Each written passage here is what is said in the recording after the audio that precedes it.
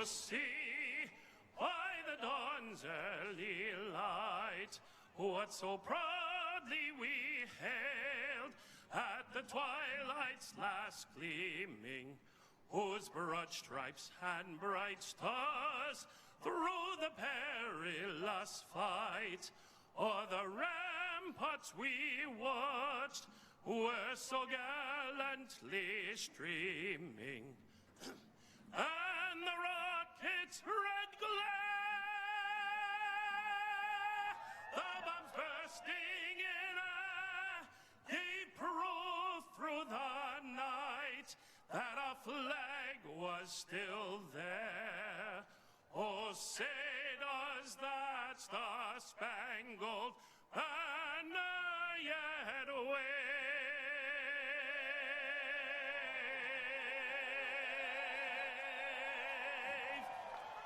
o'er the land of the free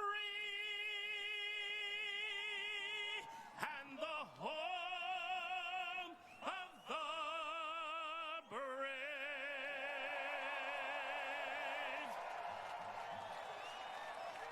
The round of 12, drivers will tell you this is where the intensity of the playoff really starts to ramp up. We'll get the command to fire the engines here in New Hampshire next.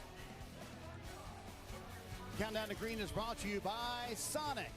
Live free, eat Sonic. Here at Once Upon a Farm, we let it storm, let it thunder. High as a mountain, deep as a river, come rain or come shine. Days may be cloudy or sunny, but I'm with you, baby. I'm with you, rain or shine. Come rain or come shine.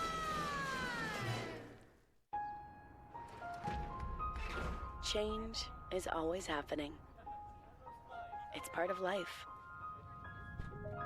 Here at Xfinity, we want to do our part to keep one thing the same, with a 5-year price guarantee on our internet. So no matter how your other costs change, you get 5 years of the most reliable Wi-Fi, with our best equipment included, for a price that stays exactly the same. With Prime Big Deal Days coming October 7th and 8th, greatness is a deal away. Just bust a move. Shop deals up to 40% off this Prime Big Deal Days. Let it storm, let it thunder.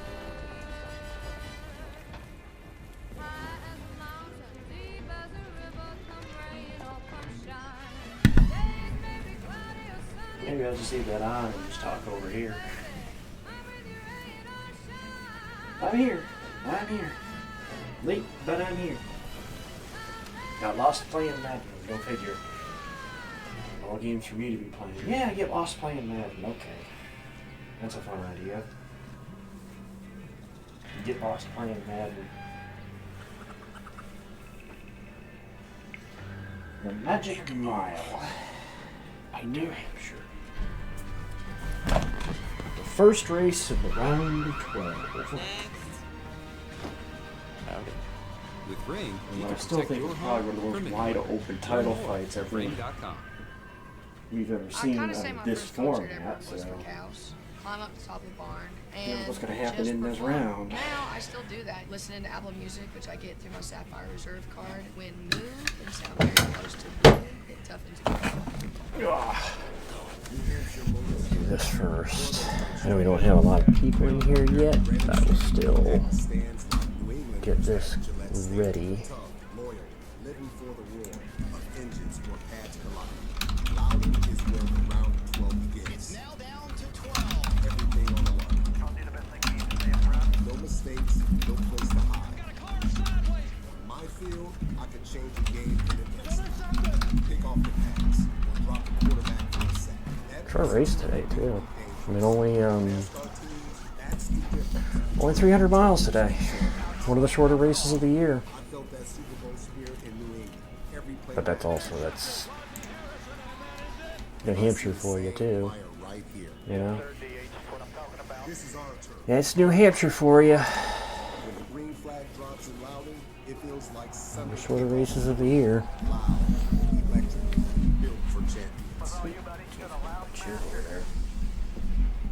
Rodney Harrison knows that it's human performance Back that over. makes the difference in the playoffs. 6 years with the Patriots, 2 times to the Super Bowl. He knows what it matters in the postseason, Kim. Well, New Hampshire is the only active track Thought where it William Byron does was. not have a top 10. So, is there cause for concern today for the 2014?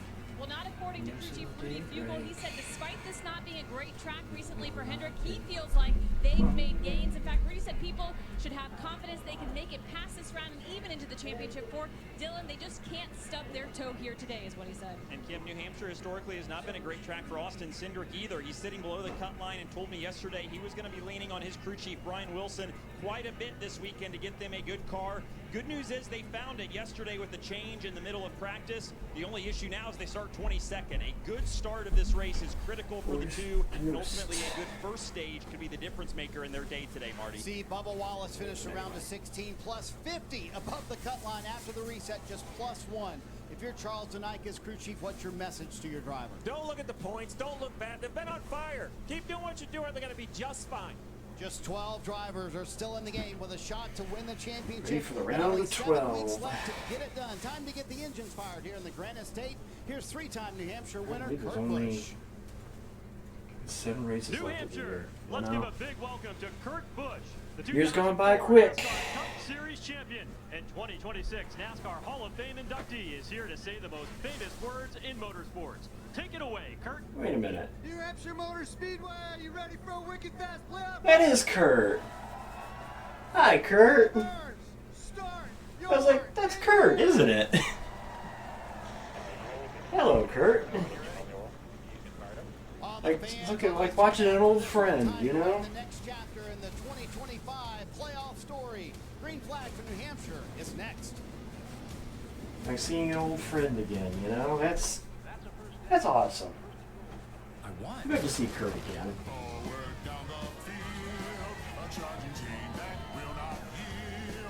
The new Detroit Lions games from the Michigan Lottery are That's here. awesome. That was kind of cool, actually. I didn't expect that. $500,000 across instant ticket, pull tab, fast cash, and online play. Did not expect to see Kurt. Only from the Michigan Lottery.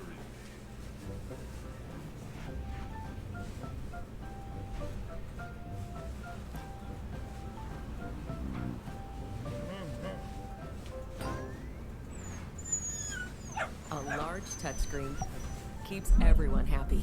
The Subaru Crosstrek. Dog tested, dog approved.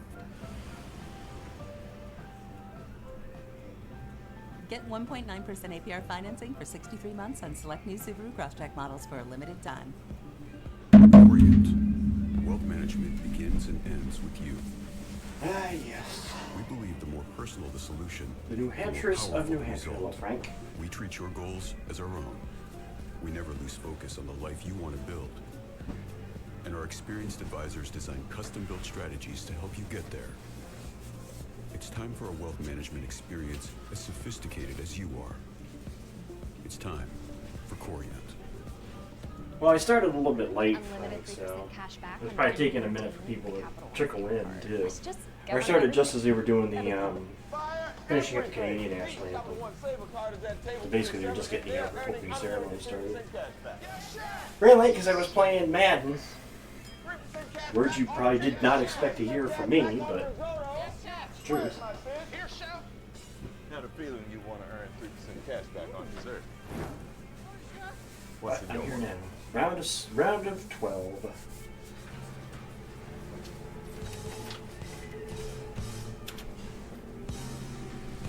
So who opens the round with the dub? Guess we can lock their spot. Next round.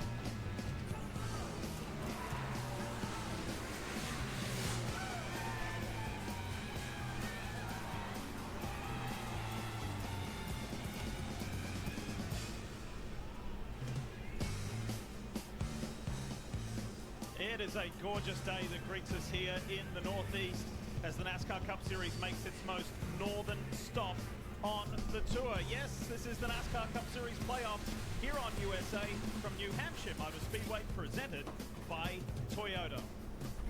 As we ease our way into the next phase of the playoffs. Hi folks, Lee Diffie along with Jeff Burton, a four-time winner here. So Jeff, with that being said, one of these drivers who desperately needs a win, they maybe needs a win more than others, how are they going to experience a portion of the success that you had here? What's the secret here? Well, the secret is you have to be willing to compromise. This track is fast and it's slick. The car isn't going to drive great. You got to be willing to deal with the problems you have and then look around, find somewhere different where your car is better, and be aggressive on restarts. Go make some track position. There's an opportunity there. Steve Letard's on his way up from the pre-race show. He's going to share his thoughts on the secret to success here as well. Well, one of those drivers who's below the cut line, he's been 18 races since he last saw victory lane, is Joey Logano. So what are your thoughts on his chances, Jeff, today? Because a win would sure come in handy. All the Penske's were really fast in practice yesterday, Diff, and this guy loves step-up moments. But I tell you what, why don't we just ask him? Sure. Joey, if he's with us. I got you. All right, buddy, you guys had tons of energy after sitting on that pole yesterday. You feel like today?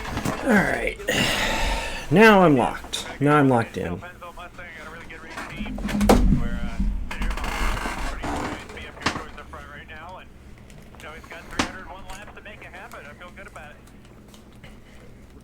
Biggest challenge of this racetrack, Joey? Right where I'm at right now. These bumps are pretty challenging as you barrel down in here to turn. Now I'm locked in. Good thing is that you can use here, and as this race goes, that fourth lane will even work in. So they'll be pretty fun race. Good luck, buddy. Have fun. We wish Joey Logano the best of luck as we check out our starting grid brought to you by Toyota. And if Joey is to convert this pole position to victory, I see him. Extra special because he's never started from the pole position here in Loudon. He shares that front row with his teammate Ryan Blaney. Row 2, Josh Berry, good qualifying. Well, the Penske cars showed out qualifying, or should I say Penske and Penske affiliate, because with Berry start P3.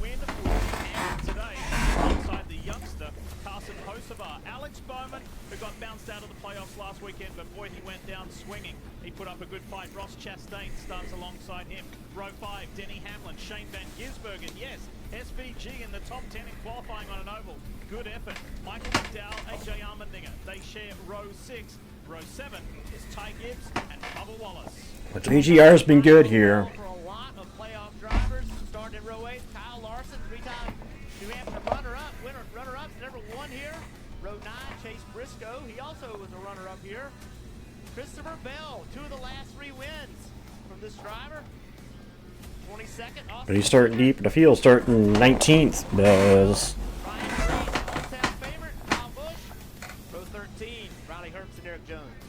Well, here's a real talking point and was discussed in the pre-race show, and that is Chase Elliott starting on row. Hope you feel better as the days go on, John. Herbst and Eric Jones. Because Chase, the last 5-6 races have not gone well in qualifying, and it's become a bit of an Achilles heel. Row 15 is John Hunter Nemechek, Ty Dillon. Row 16, Cole Custer, Daniel Suarez, Noah Gragson, and Ricky Stenhouse Jr. share the 17th row. And at the back on row 18, Cody Ware and Todd Gilliland. So there's the full field for you today to contest these 301 laps as we say hello to Marty Snyder. All right. While his teammate Joey Logano, everyone in the garage area thought Ryan Blaney had the best car when it came to race runs. And when I spent time with his crew chief, Jonathan Hassler, this morning, he said, honestly, our short track program has been an evolution this year. At the beginning of the year, we were, quote, terrible, but we have slowly made progress on it. And the tire test that the 22 team did here back in July was massive for us. It made us a top 5 car at Richmond and Iowa as well. So we'll see if Ryan Blaney can get a win here at New Hampshire today and put himself into the round of 8, Kim. Well, Marty, Kyle Larson starts his round plus 24 points to the cut line after the reset, but that offers them no sense of security because the points are so close. And he said, as we've seen every year, anything can happen. So, what does the I hope so, Jason, but we'll see. Nothing flashy or showy. The goal is about being solid and smart. So he said, I said I hope so. I hope that is the case, but and Dylan, most important of all, good communication. And we'll see. We got 300 laps to get through today. 301 miles. For the 9 team, then they qualified 27. Chase acknowledged earlier this week that they feel lucky to still even be in the playoffs after issues a week ago at Bristol. That's also given them, though, a little bit of freedom, playing with a little bit of house money in some sense. He said this week, let's go make the very best of this opportunity. We've got nothing to lose at this point. That's the attitude. 12 guys start. To make a good day out of this. What will the picture look like after today? We know that it's going to be a steep uphill climb, but they will. The points before we get the green. There is the points. From a low grid position. Quick reminder for you of the Again, about 20, roughly 29 points separate the 12. seed here as we ease into this next phase of the 2025 playoffs. And there is the 2025 Toyota GR Supra. Which is less than a race, by the way, that 29-point mark. That's less than a race, full race, so. Alright. Hey, Ricky! Alright, the opening round of the round of 12. It be time.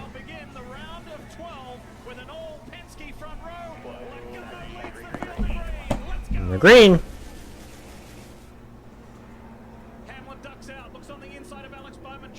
Oh, wow. Tell him I knew the year for sure, but I didn't realize that today actually marks the anniversary of it. I'll explain in a moment. Let's get through the opening lap. Talk about how slick this racetrack is. You know, the sun beating down on it too. Okay, through the opening lap, Logano over Barry and Byron.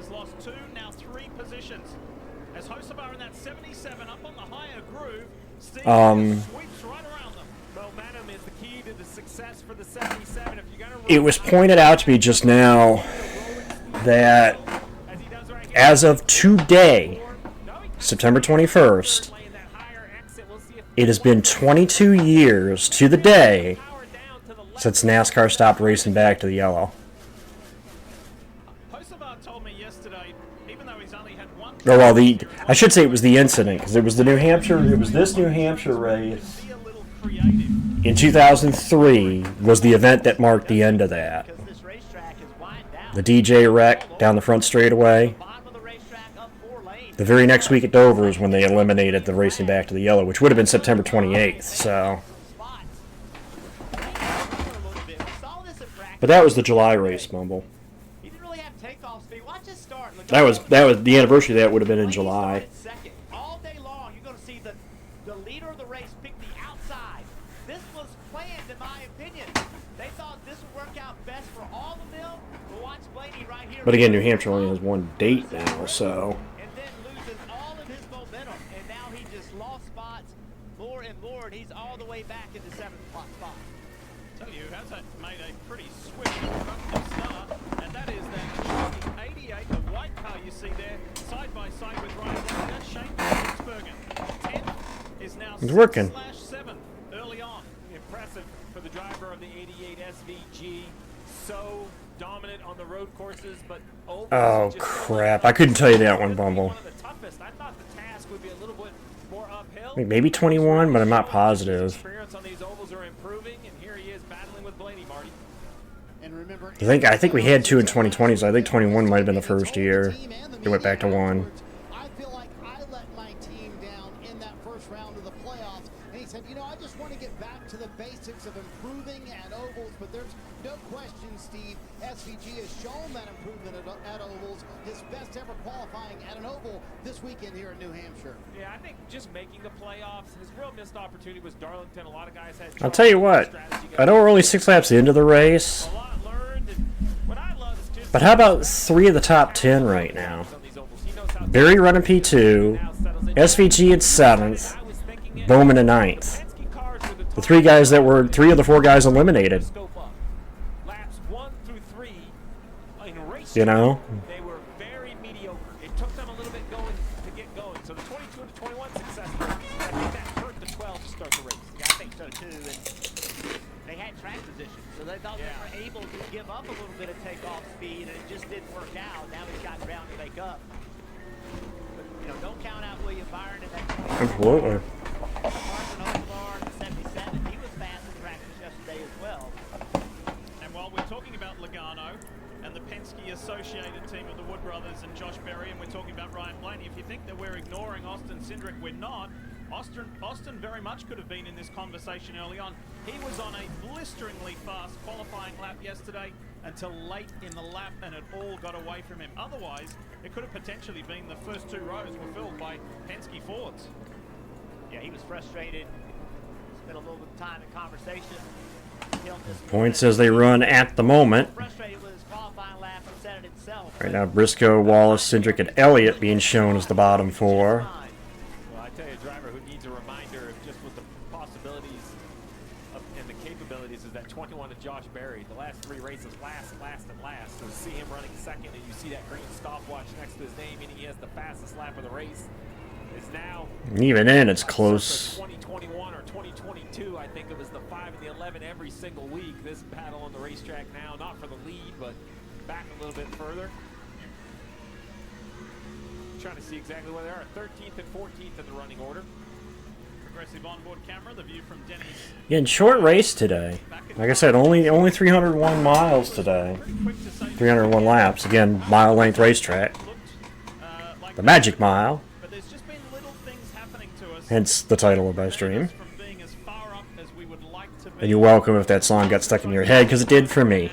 Marty and I talked to Hendrick Motorsports in the round of 16 of the pre-race, and I know Bowman was eliminated, but I believe that was mostly pit stop issues in the first 2 weeks. Personally, I was actually impressed with the 48. For the rest of the Hendrick cars, I think it's been good enough. I just think the bar set so high, we expect more, they expect more, but luckily, their not best was good enough out of the round of 16. I don't know if it'll be good enough to be out of the round of 12. I think it will. So far, though, good sign from this 5 as he tries to work on the 11, Kim. Well, I'll carry it on with what Steve was saying there.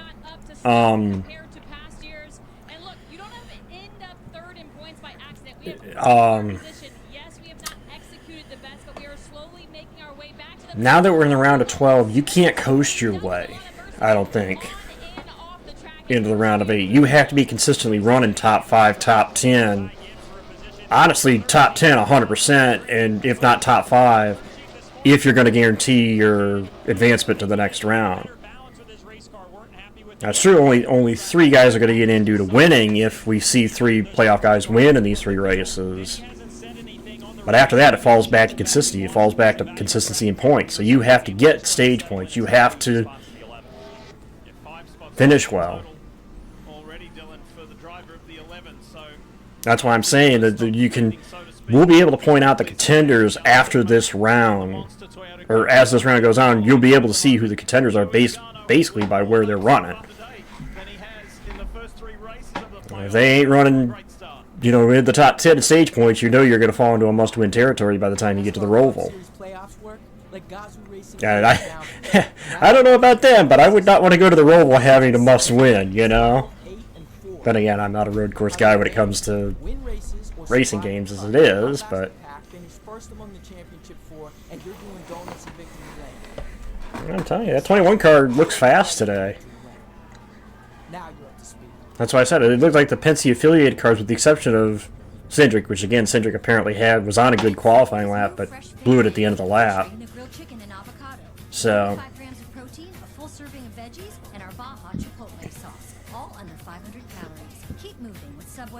Port, we've discussed this. We know I'm not good on road courses. I've said this before. I'll freely admit it. I can't not drive them worth a damn. I can't find a consistency that I can on a road course like I can on an oval track. You know what's crazy? That this is better than cooking at home. I mean, more affordable than groceries. Of course.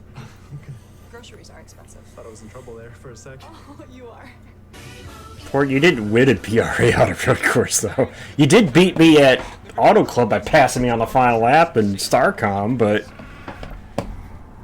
it looks like the 12 just doesn't fire off that good. They got good speed as they keep going because they've made up a couple of the spots they lost, but it doesn't look like they're good firing off. Have to see if they adjust for that or not. And Barry's not letting Joey pull away. Caramel toffee iced coffee with cold foam for only $2.99. It's the fancy without the pricey. You want to live free? Well, then again, I keep bringing this up with Hamill because Hamill's Yankees guy, John, but the one I keep bringing up is like, yeah, you guys lost an American League Championship Series up 3-0 with the best closer in the game. Hall of Fame closer in the game, I should say. So, you know. Was on the wrong end of things in the first 3 races of the playoffs, starting in Darlington. Though they did make the World Series last year, so improvement. I don't even want to talk about the Tigers. Apparently they blew a division lead and are risking losing the division.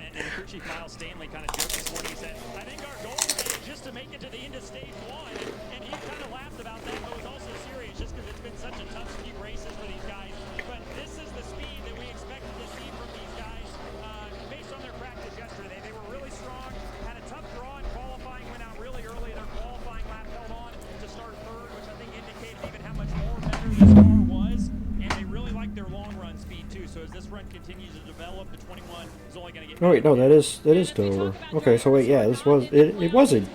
Okay. That was right. So they were there.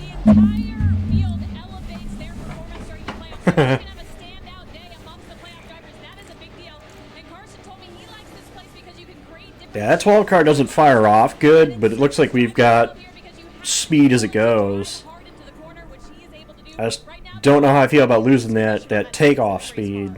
Keeping an eye on Chase Elliott, who started 27th today, and he's pretty much gone nowhere. He's only up to 25th. No word from Chase yet on the handling of the car. But when I talked to Alan Gustafson this morning, he kind of echoed what Chase told Dylan in Countdown to Green. Hey, we've got a See, what concerns me about Elliott is that 4 stat. 1 top 5 finish in the last 9 races. You can't do that in these playoffs. As close as the playoff grid is right now, you can't do that. You need to pick up the consistency if you're going to be into the next round. Think about difficult tracks to start in the back and come to the front. Where does New Hampshire rank on that list? The concern is not necessarily about, because the concern about New Hampshire is because of how short the race is. There's not many opportunities. Should this race stay green, obviously we're going to get the stage enders. But should this race be green outside of the stage enders, you don't get but a few chances to be able to adjust the car because of how short the race is. So that's why you really have to be on it from the get-go. Even if you start at the back, you got to be on it from the get-go because of how short the race is. The crew chief of this driver and this car here, the number 20 was on board with thanks to Toyota of Christopher Bell, and he just said Christopher is a terrific qualifier, but the window is so narrow to get that balance just right, and this field is so tight these days that if you're just a little bit off, you get punished the most severely, and that's what happened to him yesterday. Race winner last weekend, and he's way back in qualifying and having to dig himself out, and to have Bubba Wallace 15th, Christopher Bell 16th, Chase Briscoe 17th, almost inconceivable in the playoffs, but that's how tight and tough it is. Another guy I was watching is Kyle Larson in this 5 car. He's gained 4 spots since it dropped the green flag. A lot of speed. He's gotten to the 1 of Chastain, and Chastain right now, nice job. We have 5 playoff guys in the top 10. Logano, Blaney, Byron, Reddick, and Chastain. The other 7 are outside the top 10. And only 1 outside the top 20, which they already documented. That's Chase Elliott. We're currently 24th. Let's see what happens down here in turn 3. Big bump center in the corner. Right there. Chastain back to the bottom. That forces Larson to the 3rd lane. Now, I'm not sure because I did see what the window was. I would expect a stop in this first stage, but I wouldn't be surprised if we go the full stage without the pit. It depends. I don't know what the fuel window is. I don't remember the fuel window is. Your car has to do what Kyle Larson's is going to do down here in 3 of 4. I call this a little bit of the Tony Stewart look. is what Smoke was so good, is just that. You say it, Jeff. Overdrive the entry, but your car is handling well enough that it doesn't push the middle. So you carry too much speed, yet it still rolls the middle, and you bring the slow point of the corner further around, to like the 2/3 mark, and then Chastain's got nowhere to go. You have the spot. A lot of spotters are talking about the line of the 5 car, the speed he's able to carry. So the ones outside: Chastain, Hamlin, Bell, Wallace, Briscoe, Cindric, and of course, as I mentioned, Elliott. That's the 7 that are outside the top 10.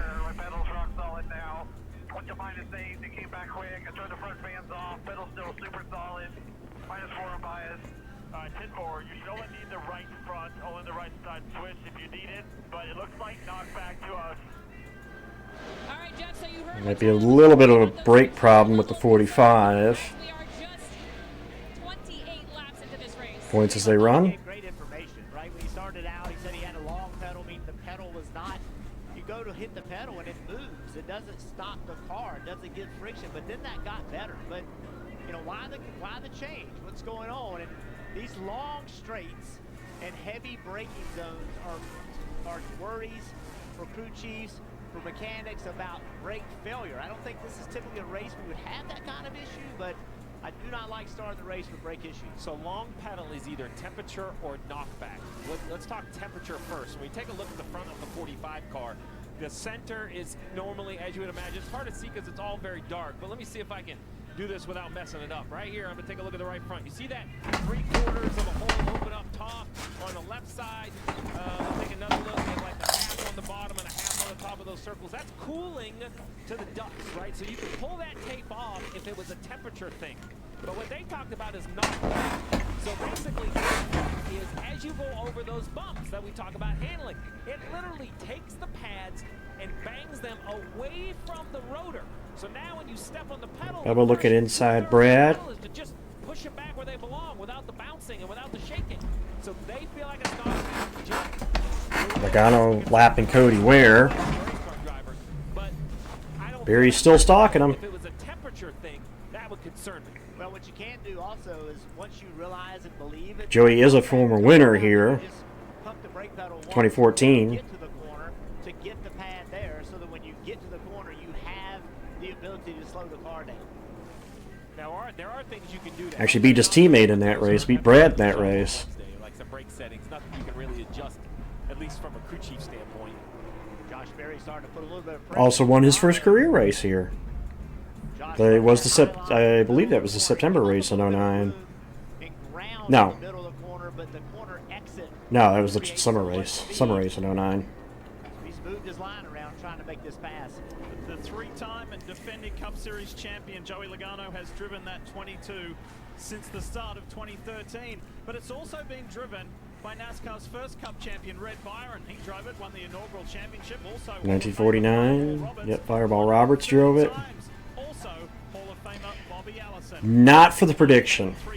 It's a Penske affiliate, but it's not a Penske car, so I'm basically saying 22 and 12.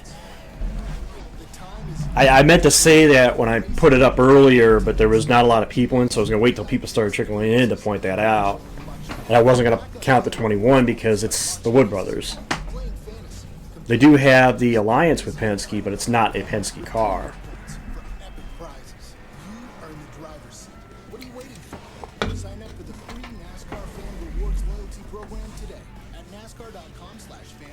Hey, I have that shirt. Amazon offers hourly employees health Guy's shirt, I have that.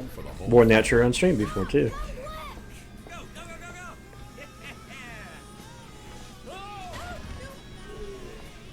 Should I get Dad a Band-Aid? At Amazon, hourly employees earn an average of over $23 an hour. All right, what are we thinking? Megacom. Megacom. Oh. Guess this is mine now. Hey. Ever wonder how NASCAR Cup Series playoffs work? Outlast the pack, finish first among the championship four, and you're doing donuts and victory lap. Now you're listening. At Napa, we're the pros pros that know how to make your business our business. Pros everywhere you need us, with every part you need, from brake pads to stock your shop. What I'm also looking for here at the start of this race too is to see as the manufacturers bounce back, because Toyota dominated the first round. Well, not, I wouldn't say necessarily dominated. They dominated the first race. The other two races were not necessarily dominant wins, but Toyota swept the first round before Chevrolet answer in this round.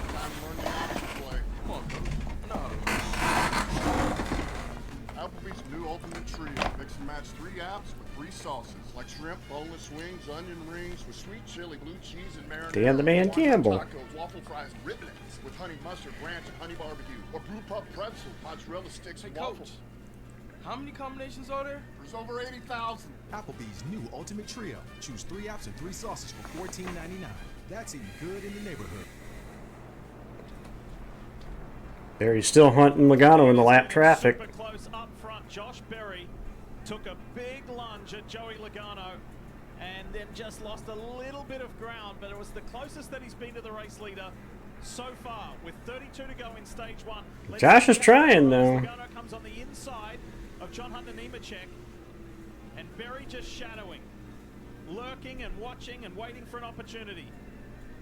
Well, if you look right there on the left, if you're going to pass the 22, you're going to have to be at your best, because he is the best at defending his position. I think that's only even... I haven't seen the gap yet, Ty, but it wouldn't surprise me because he seems like he's got the best long-run car. I just wish we had better takeoff speed. Because I hate trying to make up the positions, you know? You're not wrong, Jason. The old adage in football is defense wins championships. I mean, that's what Joey did last year against Ryan in Phoenix, so... Defense wins championships. Ford-powered cars 1, 2, and 3. I mean, Ford kind of stepped up their game this weekend, obviously taking the first 3 spots in qualifying, and currently they are the 1, 2, 3 here. What I will say about this 12, who's now recovered to 3rd, remember he lost a few spots off the start. Jeff and I both documented he wasn't great on new tires in practice. So Marty, it looked to me like on the first start he was just maybe a little careful. He had probably one of the best cars in practice, like he was taking care of it. But I think at some point, if on the next restart he has the same issue, he might need a little help from his team for fire-off speed. That's what I was going to ask you about, Steve, if you were Jonathan Hassler, because clearly that speed that everyone saw in practice yesterday showing up for Ryan Blaney right now. But to start 2nd and drop all the way back to 7th and then drive all the way back up to 3rd and get a challenge for 2nd here in a moment. Steve, if you were Jonathan Hassler, would you be worried about the start of the race? The driver, Ryan Blaney, hadn't said a word about it when he dropped back to 7th, and now he's driven back up to 3rd. It's a cliche, but silence is gold. Barry may lose his opportunity to get Logano if Ryan gets there, because... The champion behind the wheel doesn't need it fixed, because I believe that Ryan, as should any driver, is going to Yeah, Wayne's going to get him right here down the front stretch. on the offense, slid up 3 wide into turn 1. And took advantage using the lap car there of Jones. And both legacy cars not running real well right now. Both of them got lapped, Nemechek and Jones. They had a recent couple runs here lately that made me think there was a turnaround there, but obviously they didn't have anything good coming into today. That story, just to close the loop on Blaney, I think, Marty, you know, I would ask him, I wouldn't leave it up to just Points as they run, as we zero in on the stage end here, 26 laps. bumper of the 22. Thanks to Hunt Brothers Pizza. You just look back right there. That's what the 12 does the best. It's that no man's land in the middle of the corner. And currently there is 6 or 5 playoff guys in the top 10 who stand to get stage points. Logano, Blaney, Byron, Ruddick, Larson. That car drives if you can unwind the wheel and it actually does what it's supposed to do. Ryan Blaney's had a string of top 10s here, but not in the last few races. It's been 18th or worse, but he was very optimistic coming into this race today, saying we feel this is our best chance to win here in New Hampshire. And it may have taken 45 laps to get here, but finally, He's got good drive off the corner too, it looks like. like it was at the drop of the green. And Blaney is the man on the move. Here Watching him put that power down off the corner. Logano had to enter turn 3 much lower than he wanted to, trying to get around the 41 of Custer. But now he's cleared Custer. Now that puts Blaney in the position of having to enter the corner lower. See right there, he can't stay the bottom. That allows Logano to turn, get rotated. Barry still holds the quickest lap, though. Second spot. So they've lapped Ware, Kyle Busch, not the day he's looking for, John Hunter, Nemechek, and Jones. So the legacy cars, when they run good, Looks like Ryan's using the upper groove, too, off the corner. He couldn't really do that having Custer there, so see what he can do now not having a car there. Now is the 9 of Chase Elliott. He kind of got through the traffic a little bit, running 21st, but that was straight away ahead. I think done a nice job of confirming he should stay on the lead lap if everything goes right for 23 more. And he had a bad first lap, Chase Elliott did. So since the end of lap 1, he's made up 11 positions to get himself back up to 21st, Jeff. And he just ran the fastest lap of anybody on the racetrack the lap before that. So he has good pace. He's going to have to find a way to get track position. Good battle for the lead right here. Ricky Stenhouse Jr. is the car immediately in front of Joey Logano. Here comes Ryan Blaney, switches the line. Do they go 3 wide on corner exit? Not possible. So watch what Blaney's going to do. In that bright yellow and green Menards Ford, where's he going to make his move? How's he going to set his He's got a good car on exit, it looks like.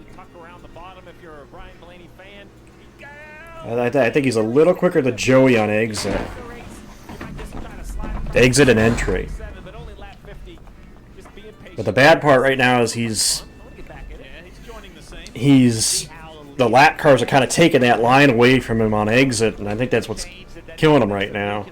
I think he probably would have been around Joey already, but yeah, on the border brand chips. Love the on the border chips. Oh yeah, look at the run off that corner. Of all the playoff drivers, he was absolutely number 1 with the fence. Well, look who is behind him. Number 1 on passing. So number 1 on number 1 when it comes to the NASCAR. Number 1 offense versus number 1 defense. One of the toughest racetracks. It's going to be a great battle. Well, I don't think there's enough defense in Joey Logano right now. 22 likes the bottom of the racetrack. Joey keeps going there. Blaney in the last corner said, I'm not a salsa guy. My stepdad is, but I'm not a salsa guy. The opening half of this year, the news was Ryan Blaney having misfortune after misfortune, DNF after DNF. Well, the back half of this season has been anything but that. Oh, he's alongside of him now. And Blaney has been the most consistent. As he makes the inside move on Joey Logano, door-to-door with his Gotta be careful with it here. Joey's gonna try to use that high side. Not yet. I'm not ready to relinquish the lead. No, he's gonna be Ryan stays there though. Good forward momentum right here though. Into turn 1, Blaney can outdrive Logano. See, that's where I think he's beating him. Is that drive off the corner. Even though Joey tried to use that high lane, Ryan was beating him with the drive off the corner. Getting that power down.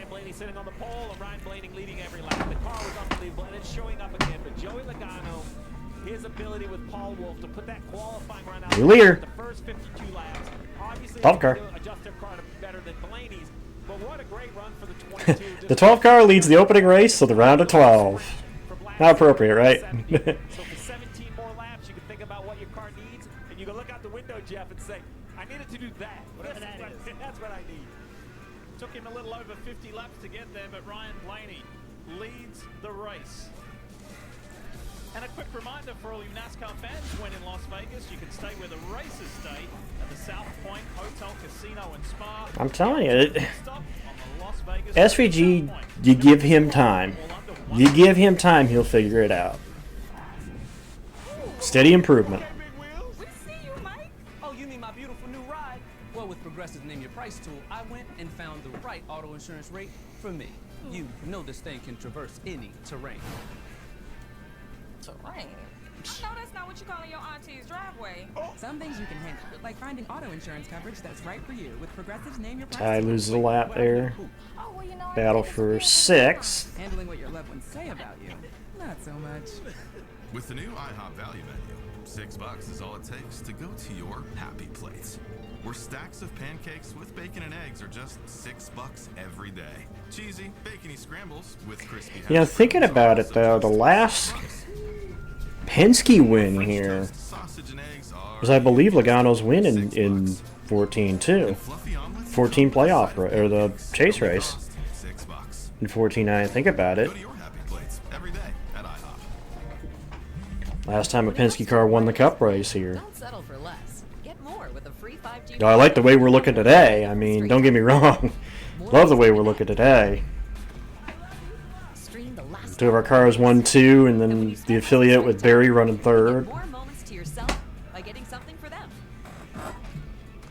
Switch to Straight Talk and get a free Brad won the 5G 2020 phone race? on America's most reliable 5G network. I remember Straight Brad Talk, winning the official 2020 partner of race. NASCAR. Find us at straighttalk.com and Walmart. Pod's last sale of the summer is even bigger than ever. Now you can save up to 30% on moving and storage until September 22nd. Jay's trying to see if he can get Bubba here. Or renovating your current one. Don't miss this big Currently, that is actually the battle for the lowest running chaser at the moment. Or playoff guy at the moment. The Wendy's $8 JBC meal deal is here. That's 2 junior bacon cheeseburgers, medium fries, and a medium drink. So you better be on your way. Bacon waits for no one. The #1 deal for the #1 bacon Well, cheeseburger. so far it looks like we got the best long run speed, Fuller, but you know, at this point I'm not going to say anything because I know that it's still early. I mean, we're just 12 laps from the end of the first stage, so I'm thinking ahead too. You know, if we can have this kind of speed here, I can't wait for, you know, the cutoff race, the race we've won the last 2 years, the Fall Martinsville race. Get your tickets now at martinsvilespeedway.com. The 2025 NASCAR Cup Series playoffs here at New Hampshire Motor Speedway continues. We thank Toyota for presenting it. So, 11 to go from this point in the opening stage of this race. And there is the 5. Yeah, that battle there among those 4, I think that's 6th, 7th, 8th, and 9th, excuse me. I loved what his car was doing early on the run. I think they probably need to find a little bit of hold on. It's kind of fading here. Well, honestly, Beast, that's how we won the title in 23. We probably had the best long run car at Phoenix in 23, and that's how he won that. And that seems to be the case with that team, too, is we've always been good about having long run speed. The problem is when you get into the Caution Fest races, that's where it tends to kill you. That's why I said I wish we had a little better takeoff speed, but Qualify well yesterday is very much in the forefront of their mind about the opportunity or the lack of opportunity to score points straight up. so as it stands, all 12 playoff guys are in the top 20 in the running order. Is persistent on that inside line of But again, only 5 at the moment are going to gain stage points in this first stage, and we know how important those are. For about the last 5 or 6 laps. He's had a really good run today. It was good practice yesterday. He's trying to build that oval track knowledge. This 5-car, Larson, up 7 spots from the start of the race. He was making ground on these guys, and then they got side by side, and then all of a sudden he couldn't go anywhere. Yeah, it's good to see the turnaround with SVG. And like I said, I think as the races go by and as you know you get into next year, I think he's slowly going to start to see. Briscoe 17th. Briscoe had an amazing first round, qualifying lights out. Oh, wear around, right in front of the leaders. That was good fortune for Ryan Blaney. Cody Ware goes around, and Blaney was able to avoid it. Backfired. What an awkward time for the caution to come out. Very awkward. Yeah, no, this is going to be interesting. Restart before the end of the stage. You definitely want tires, but will somebody try to steal some points? What happens here? Well, they're trying to stay in the lead lap. Remember that. It's Dylan just in front of him. Austin get him, yeah, Austin got him. And I got to get going here. Well, locked his tires up. Yeah, flat spotted him. I think that's going to be an easy answer for the 12, whether he needs to come to pit road. I mean, they all need tires. Look behind him. I saw 12 of Barry way up the racetrack. You mean 21? Yeah, here's why. Oh yeah, Barry locked him up. Yeah, they did. They're all just trying to get slowed down. So my point in this is 7 to go right here. I assume, we'll see what NASCAR does, but say pit road opens with 5 to go. We'll restart. Pit road's still closed. New tires are what everybody needs, but if you are Wallace, Elliott, Briscoe, Cindric, do you gamble? Steal some stage points? Now the fear is you'd be giving all your track position up at the end of the stage because the majority of the field are going to pit here and not pit again. I think the easy call, my call, would be to just pit right now. I think you just have to kind of stick. This race is so short. At this racetrack, no less, John. Stick with the pack. Same corner, too, 3 and 4.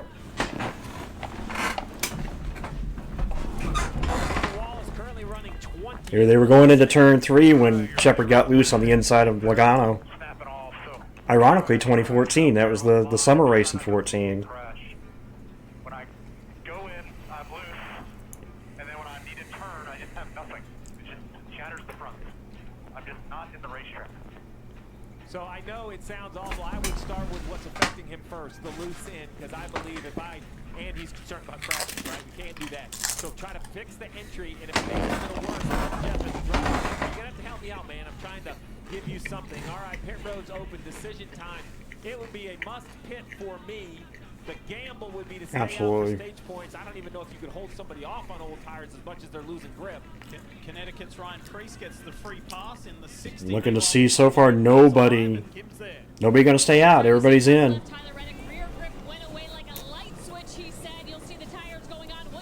I didn't see anybody that was on the lead lap stay out, so. Byron's crew with a good stop. 10 seconds flat. You guys, it's still a good one here.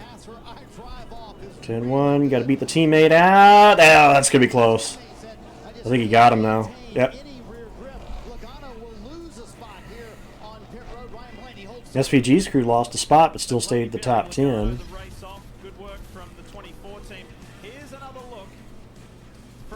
Yeah, maybe a little tap to Dylan's rear end.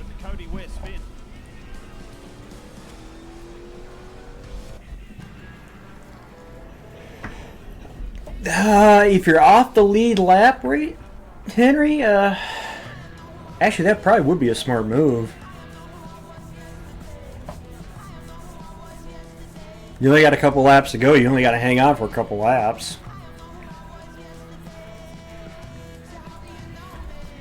Actually, probably would be a bad idea if you were off the lead lap. Take the wave around here, you get back on the lead. Well, if you take the wave around here, hang on for a couple laps, and then come get your fresh tires under the yellow for the stage end.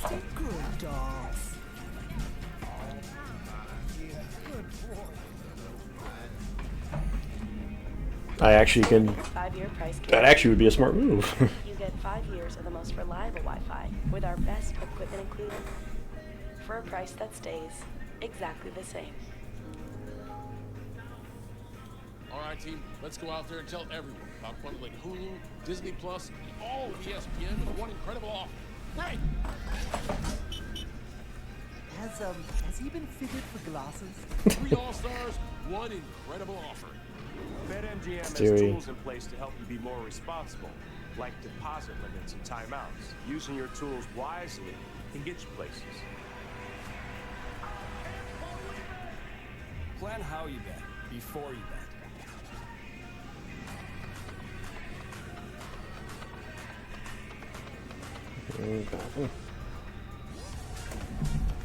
With hundreds of sales every week, eat well for less at Whole Foods Market. This can go the easy way or the hard way. I got this. We're gonna get a lot done. New Law and Order Thursday on NBC and Peacock. NASCAR on USA is brought to you by Toyota. Let's go places. And by Credit One Bank, NASCAR American Express card. Fans here in the Northeast enjoying a beautiful Sunday afternoon. And what a contrast going from the high banks of Bristol Motor Speedway to the pretty much flat track here in New Hampshire. Flat but variable, Jeff. You see cars everywhere, but the apron, which is in use, only about 1 degree, 3 degrees in the middle, 6 degrees up top, which leads to some crazy restarts, crazy racing. Yeah, we're getting ready to see it restart, and you can see on the bottom of the racetrack, it's not even really a racetrack, it's the apron, but you are free by rule to race down there. It is but it's the shortest track. And you can see how it's being used on the very first lap of the race, and everybody's trying to be a little careful. You can imagine at this late in the race how much more aggressive they're going to be, and you're going to be all over the race. Only the second restart we're going to have today off the initial start. The first restart, actually. Outside of the initial start. Steve and myself each and every week with some laps in the pace car, the Toyota pace car, and that inside, that on that apron, you feel the car move around, and it's almost like some camber, you know, going back into the racetrack. So very, very much different, even just between two car widths. All right. Now my eyes are really focused on the control car of Ryan Blaney. Yeah. This is going to be the test to see versus the initial start. Control the race. He goes on the outside. I love everything I see so far. We'll see though if they've been able to kind of cure some of those. See who can gain stage points. Right, I believe all 12 are within the top 18. The 12-hole top 18. You still got only 5 in the top 10.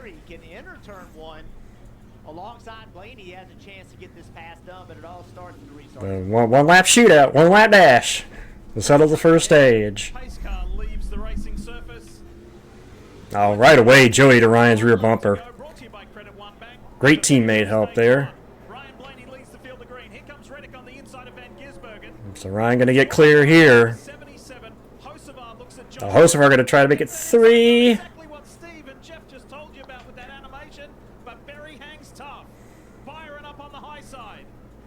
Hocevar going to try to make it 3 again. Ooh, he got down. May have made contact there. But it's not going to matter for the stage. Blaney takes the stage. Short run speed fixed for the 12. He shot off the front of the field like a rocket on that restart. That worked nicely, didn't it? They have one stage in the books. Opening stage. He felt he had a good chance to do it today. Well, so far, so good for Blaney. Not bad after losing those spots to start with. Fitting, isn't it? The final shot at the championship 4 comes down to a track that's been here from day 1. Martinsville. Close quarters, tight corners, and a fan experience that brings you so close to the action. All of the mayhem will be right at your fingertips. NASCAR Playoffs weekend at Martinsville Speedway. Get your tickets now at Get the next one out.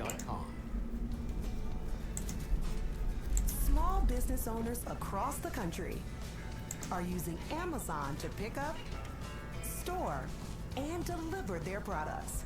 Yeah, good boy. Hot diggity dog, John. Small business owners across the country are using Amazon to pick up, store, and deliver their products. Smell the roses, Julia. At Napa, we're the pros that know how to make your business our business. Pros everywhere you need us, with every part you need. From brake pads to stock your shop in Orange County, California, to oil filters for your fleet in Orange County, Florida. It's why we built a nationwide network of parts and exceptional service, all driven by one mission: to keep businesses big, small, and No. I've never played that game. Madden was what I played. That got me delayed. We got Team 2311, owned by this guy. I'll be right back. Got to check for names on. Hamlin races for another team, Joe Gibbs Racing. Yeah, Super Bowl winning head coach Joe Gibbs. And they both share the track with Legacy Motor Club, co-owned by 7-time Cup champ Jimmy Johnson.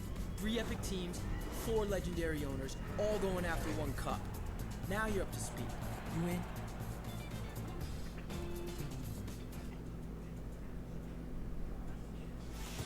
This is the Mobil 1 301 from New Hampshire Motor Speedway.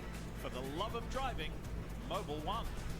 And the 301 is the 301 laps of this race, the first race, the round of 12 in the 2025 NASCAR Cup Series playoffs. We're in the stage break, so let's get some updates. Kim Kuhn, kick us off. Yeah, and as we talk Hendrick Motorsports, they said they've been making some gains on these shorter, flatter tracks. Maybe we're seeing it here today. Kyle Larson currently running in the 6th position after starting 16th. And they did the math. They feel like they need to earn 23 points per race this round to move on. They made a little dent in that, grabbing a handful of stage points. Right now, though, Kyle Larson just saying, little free on the bottom, greasy on top, but overall, it doesn't feel bad. Dylan? Denny Hamlin had fallen back to nearly 15th at one point, was able to drive back to 11th and finish that stage. So a nice rebound, but the only problem is they didn't get any points there. And this is a team like many of the teams, but especially on this 11 team, very, very putting a lot of emphasis on this race and next week at Kansas. They don't want to go to the Roval in 3 weeks with very small of a points buffer, so trying to maximize their days the next 2 weeks, very critical, Marty. Dylan, for Chase Elliott fans, some positive news. Back half of that run, Jeff mentioned it on the air. Chase Elliott was very strong. In fact, for a number of laps, he had the top 3 fastest car. And he told Alan Gustafson before that last stop, he said once it got going, it maintained really well. So Chase Elliott, who started 27th, already up to 6th, hoping to sneak into the top 10 by the end of the year. Ryan Blaney proudly gets to drive the 12, but who are some who came before him? How about Hall of Famer Bobby Allison? He won it at Bobby Allison. Including the 88 Daytona 500. Neil Bonnet won it at 3 times while driving. Ryan Newman. How about Ryan Newman? Mr. Poleman. Daytona 500 win. Dinner time is going to... All right, Genty, time to learn the option play. Come on, Coach. I know how to do an option. Applebee's new ultimate trio. Mix and match 3 apps, 3 sauces, like shrimp, boneless wings, onion rings, chili, heat, cheese, and marinara. With honey mustard, Hit my mic. or blue puff pretzel, mozzarella sticks, and waffles. How many combinations are there? It's over 80,000. Applebee's new ultimate trio. Choose 3 apps and 3 sauces for $14.99. That's eating good in the neighborhood. With Prime Big Deal Days coming October 7th and 8th, greatness is a deal away. What? Just bug move. Deals up to 40% off this Prime Big Deal Days.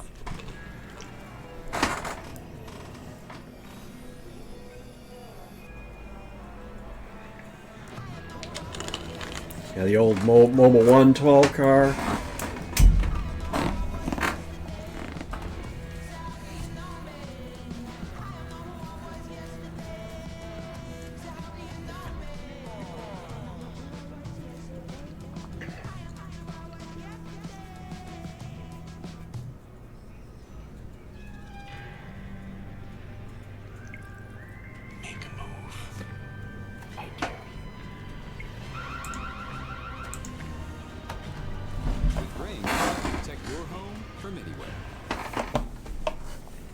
What if your dream was to build the fastest car ever?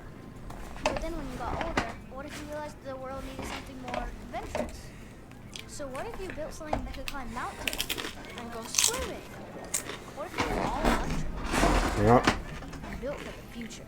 I mean, what if they like it? And even these guys like it? And oh yeah, you could make it really fast. What if this whole wild adventure was already happening and this was just the start? When Mayfield pulled the bump and run on Earnhardt 2000 at Pocono. I think that was the first or second race in 2000, but And they're loving driving here today in the NASCAR Cup Series playoffs from New Hampshire Motor Speedway, presented by Toyota. This is the Mobil 1301, and we're getting ready to go back to racing. Stage 2. Beautiful afternoon, cool evenings and mornings here, but the days have been fantastic and ideal to go racing in the playoffs for these fans here on the most northern stop on the Cup Series Tour. It's been great.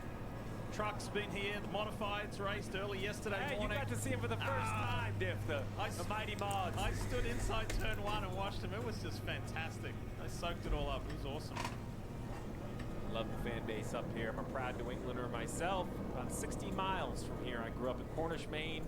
This was the one and only time I got to see the Cup Series as a kid, right? Unless we went south or to another area, this was our local track. I ran the first Xfinity race here, and from the time we got here until the time we left, you could feel the energy. The fan base here is real. They love NASCAR racing. And friendly. Every time you come up here, people are happy to see us. It's a good crowd, good fun. Great food, by the way. Jeff, they're friendly unless you want to wear Yankees. not really Beast. Because I mean, you look at the last 2 years. You know, Blaney won the fall Martinsville race the last 2 years.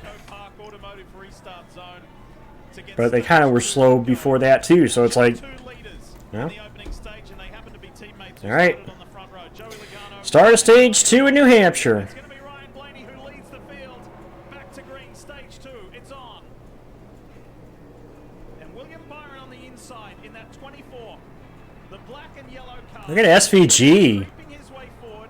His teammate in Kyle Larson's not too far behind either. And the youngster, Carson Hocevar, is right in the mix in that 77. And there, and how about McDowell hanging down the top 10 there, or hold down the top 10? Ooh, it looked like they were going to be, yeah, they're going to be 4 off. Hamlin and Bell back there. Chastain and Gibbs almost 4 wide. Actually pretty impressed with the acceleration of the 24 restart zone. Remember, those were one-lap scuffed tires at the bottom. Is so hard to restart sometime. You see Brad Keselowski Almost 4 wide again there.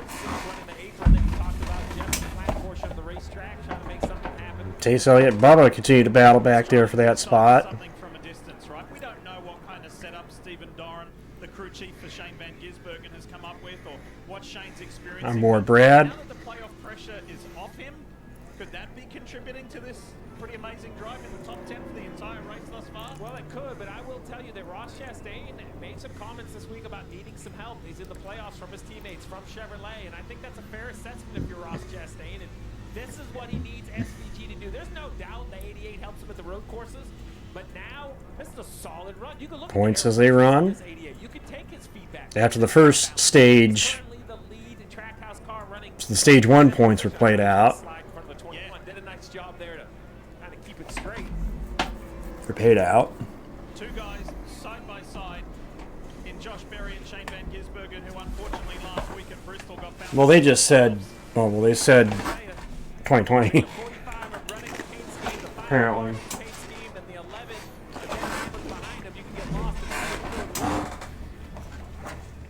Oh, very similar. SVG just came quite clear. North of Larson, clear Redding. I know Logano won the chase race here in 14. Beat Brad for that race, actually. Oh, contact, and around goes Barry. And around goes Berry. There was contact with Van Gisbergen. Caution is out. Can Josh Berry catch a break? Seriously? Can Josh just catch a break? Somebody throw that man a bone. Tons of issues. Watch this right here. Very tough pass. SVG is trying to make on the bottom. Josh Berry wants to pinch him to not give him the lane that he wants. He kind of pinched SVG off, though. I know it looks like the 88 is running what you think the lane is, but really the lane is a diamond. You kind of come back to the bottom. I think the 88, you just Did pinch him off, though. SVG. Let's take a look from here. I don't know, Steve. I think he did kind of pinch him off. Back into the 88 got loose. What's your opinion? Racing happens. I mean, you know Yeah. what I mean? Like look, it's I'm kind of with Jeff. It kind of sucks for Barry, but yeah, it's. This guy came down a foot, that guy went up a foot. But the fact of the matter is, they're racing for track position on a very difficult racetrack to pass, and it just the two of them come together. Josh Berry fan, you say, hey, the 88, run him out. The SVG fan, you say the 21 came down on him. Just racing. Something we've seen for as long as NASCAR racing has happened. We've seen this. Is Hamlin's view. Barry pinched him down, the back end got loose. How in the world did Reddick miss them? You literally see the back end of the 88 kick out on that one onboard shot. Barry's just trying to keep pinched down, and got the back end of the 88 came around. Yeah, I didn't mean to spin him. He just pinched me while I forced it back in there. Yeah, copy. Yeah. That's exactly what happened. He pinched him, and chain got loose. Yeah, and I mean, I can see SVG's point, right? He's on the bottom of the race. Surprised we haven't seen more of that, at least early on here, because that's what tends to happen here. If the car on the outside pinches the car on the inside, that's what happens. The car comes loose, and Josh Berry is trying to pinch him off to keep him from having momentum on corner exit, and they just make contact. That's right. That could have been two cars hitting each other leaving the parking lot, right? At whatever speed, they were both converging.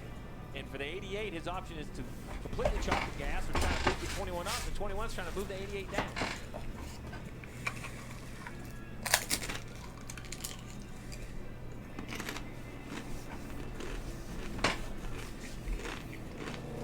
pit road open that time. I didn't know. A couple guys in the back coming. Come or not. Only 7 green flag laps, so obviously they feel like these tires hold on well enough. Some of the guys further back will put fresh tires on. Josh Berry's coming down pit road as you would imagine. Only the second Caution Duty incident so far.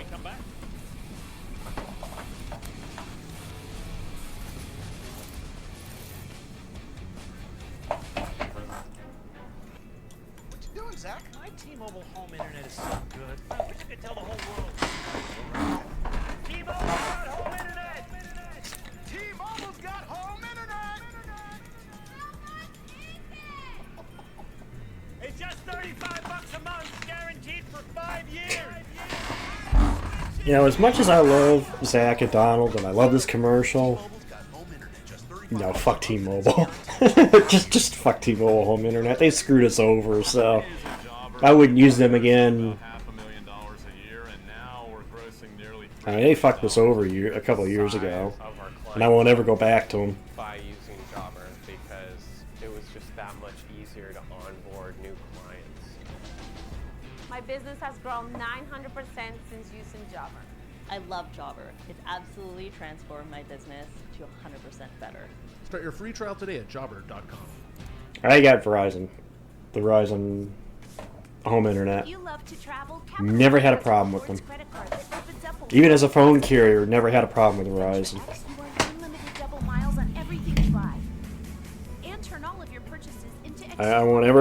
You won't ever see me complain about Verizon. Never had a problem with them.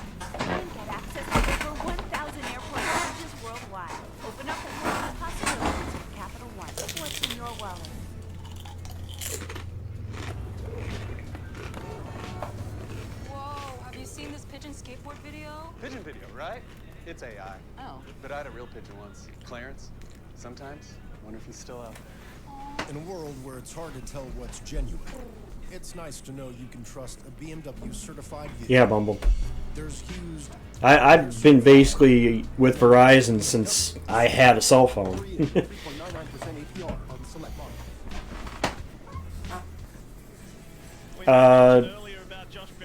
We believe what happened is they lost the cell tower that they were using for their home internet near us, Beast. And and they didn't let us know when we tried to call to find out what was going on, why we lost our signal strength. They kept beating around the bush to try to tell us what was going on. And so like, nope, got rid of them and got something else.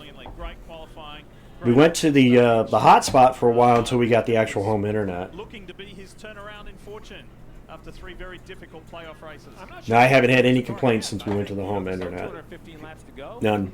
You know, as long as the splitter and everything is still intact on that 21, why not? Good recovery, and I'd like to see a little levity.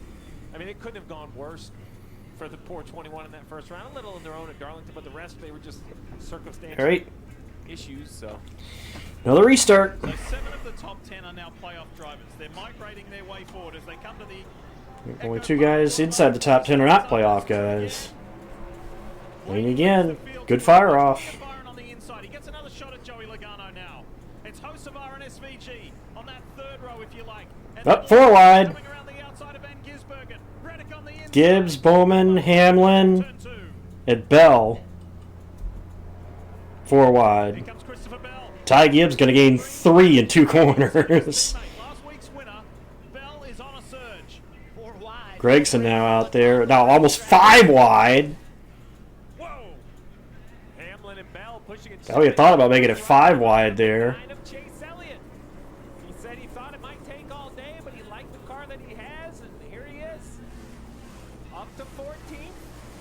Slowly but surely. It depends, because I know where we're at, it was really iffy about what we could get. And they eventually got it to where we were able to get the home internet. Front Row Motorsports in the mix right there. Running in the top 10. And Gregson having a decent run right now. The top 5 all day. The 3 previous races with this car at this track, they've won all 3. Look at this mess. Yeah, Bell on the outside of his teammate Denny Hamlin, 3 wide in front of him. You ride Bowman, SVG, and Reddick. Carrying into the corner. Let's go on board with thanks to Monster. Now, I'll make note to him because I know he was running basically 10th there for a while there. Michael McDowell, 71 car. Hanging in with this group too. That's Michael McDowell immediately ahead. Michael had a good run here last year up until the final 10 laps when he spun. So there's no surprise. There's Bell. Guy who tends to always seem to run well here. He's won twice here. Reddick and Van Gisbergen going. Here comes Bell. Gibbs searches in the middle. 3 wide through turn 4, coming onto the front stretch. There is some pretty spicy racing going on. Ooh, I knew there was going to be contact between Grayson and Gibbs there. They were going to get close, and they did make contact. More contact with 54. Oh, that's going to be tight. Man, I didn't think they could make it work, but they do. It was a brilliant weekend last weekend. Should I use the old Darrell Waltrip quote? Hey, we're 5 wide. Yeah, 2 of them were on the apron. It was the dual race in 01. Second dual race. And from that point on, it all went away. But spoke to him at length yesterday. He said, "I'll remember the positives because there were so many." Oh. Bristol. And here he's giving himself a shot at a good result. I don't know how Ty and Bell have not made contact yet. Gregson and Ty have a little bit. They rubbed a little bit. There, but he just can't do it. The car washes up the racetrack. Good acceleration on corner exit, but get Oh, no.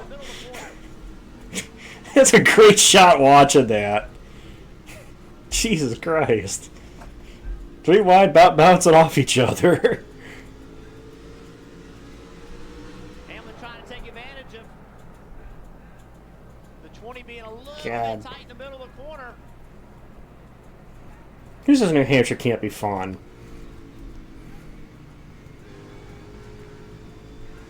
On board, Brad Keselowski, BuildSubmarines.com. I think Ty was a little upset more or less with Bell and Gregson. Just, you know, that kind of being stuffed and not really having anywhere room to go.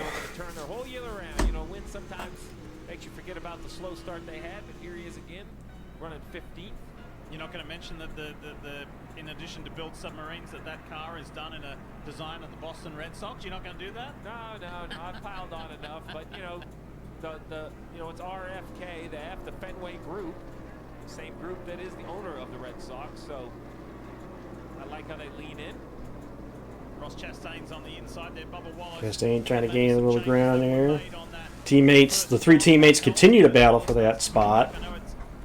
Gibbs, Bell, and Hamlin. He's making a move here. Might be a 2-for-1 as he's on the inside of Chastain and Keselowski. So that McDonald's Toyota Camry is working better than what it was at the end of stage 1. It's so funny because he was thinking I'm going to pass 2 cars, and this was thinking I'm going to pass 3. But he pulled out a line, and now it's Gold who is outside, and the 23 can't pass. Points as they run. The 19 is going to try to stay on the Only 11 points for Cindric down there. let him accelerate. And the frustration level is Both, high. Look where they're running. It's not safe. They're back in 16th, 17th, 18th place. The playoff drivers. Jeff, this looks Oh. like pretty standard normal racing, but the 3rd lane is more competitive than I remember. And let's throw Justin Haley into the mix, and here comes the 2 of Austin Cindric. Almost had a chip check there down in turn 4. He now has position. Oh, wow, let's see what happens on corner entry. See, Bubba will be able to roll right here, faster through the center. And it's just so hard to get the throttle down and not spin the rear tires. That's why he can't make that pass. He's got the front tires turned, trying to get it to point, goes to the throttle, and the rear tires just won't hook up. Larson around his teammate for P4. They need a run like this 5 team. This 5 team needs a run like this. They need to reestablish themselves. With the president GM of Hendrick Motorsports, Jeff Andrews yesterday, and I said, what can we say, you know? Because there's been question marks over Kyle and his form of late. And he said, well, I'll tell you what you can say, is that it may not look pretty, but there was one defining point, and that was Darlington. Darlington was not good for our group at all, but boy, we learned a lot. And he said Kyle is through with his other racing. Once you get beyond the Knoxville Nationals, he's got 100% focus. He is totally focused on this. And he said, don't be surprised if you see a much improved result out of this guy this weekend. Well, Jeff's words are ringing true so far, because Larson's up to 4th. Yeah. Good run for the 5. P4. 24 right behind him as well. Here's the 9. Unlike the first stage that the teams can run start to finish, the second stage will require a pit stop. We have 85 laps to go. They can run about 90 on fuel. At least one stop in this stage. If these tires continue to lose grip, they maybe stop a little bit shorter in the cycle. We'll just have to wait and see. You see how close everyone is nose to tail. So if you come a lap or two early, Jeff, you can leapfrog. Those fresh tires might let you kind of, you know, undercut or pit early in the cycle and leapfrog 4 or 5 in the pit cycle. There's been plenty of chaos and close racing, but up front, out in front, to the tune of 2 seconds. In all this 12 cars so far. Look at that gap over his teammate.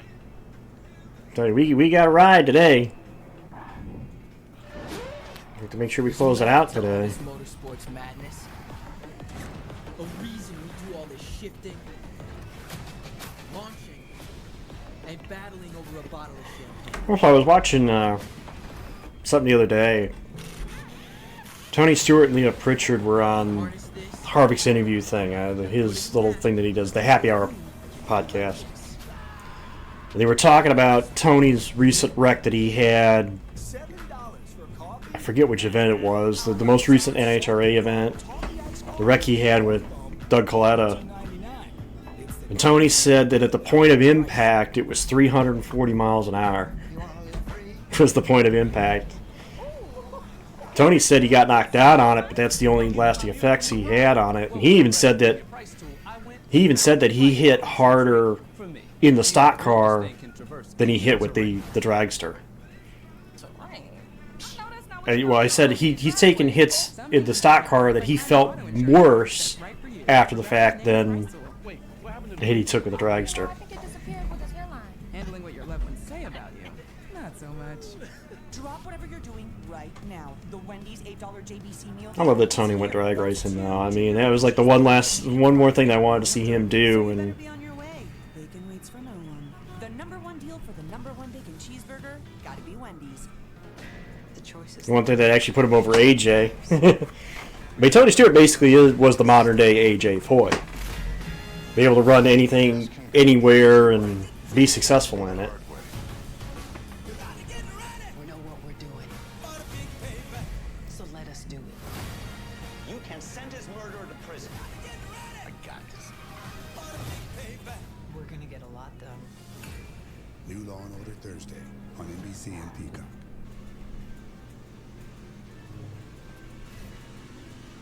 Here on USA, the NASCAR playoffs continue, presented by Toyota at New Hampshire Motor Speedway. We're on board the Toyota of Bubba Wallace, but what was looking positive has now taken a bit of a turn because he's been swamped by several drivers. Here's the Morgan & Morgan Chevy for Kyle Busch, the 3-time winner here in Loudon. Let's have a look what happened while we're in the break. He's in a pit light back here. Ooh. First, and yeah, contact. These guys have been going at it. You know that Kyle Busch is not happy back here running 31st position. Well, Doug was concerned because he crossed the center lane and hit him. And he has since cleared him. Meanwhile, we climb up towards the front a little more. Blaney continues to extend his lead. And the battle continues between those teammates. They run 11th, 12th, and 13th. Yeah, points as they run. Christopher Bell right behind him. Well, Coach, we all had similar speed cars. Just not where we want it to be. Big battle between the 54 and the 11. Listen in to Denny Hamlin.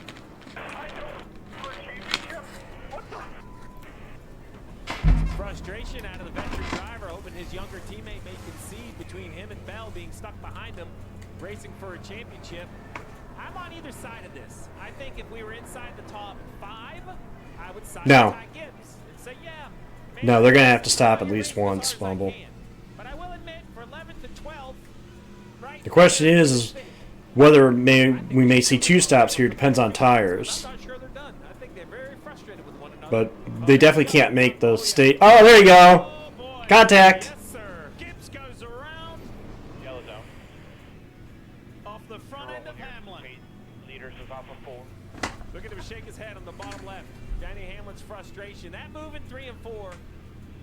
Now look, the 50. Hey, you kind of saw it coming the way Gibbs was running Denny, and Denny finally just said, "Okay, I'm just gonna run you a little hard here," and they got together.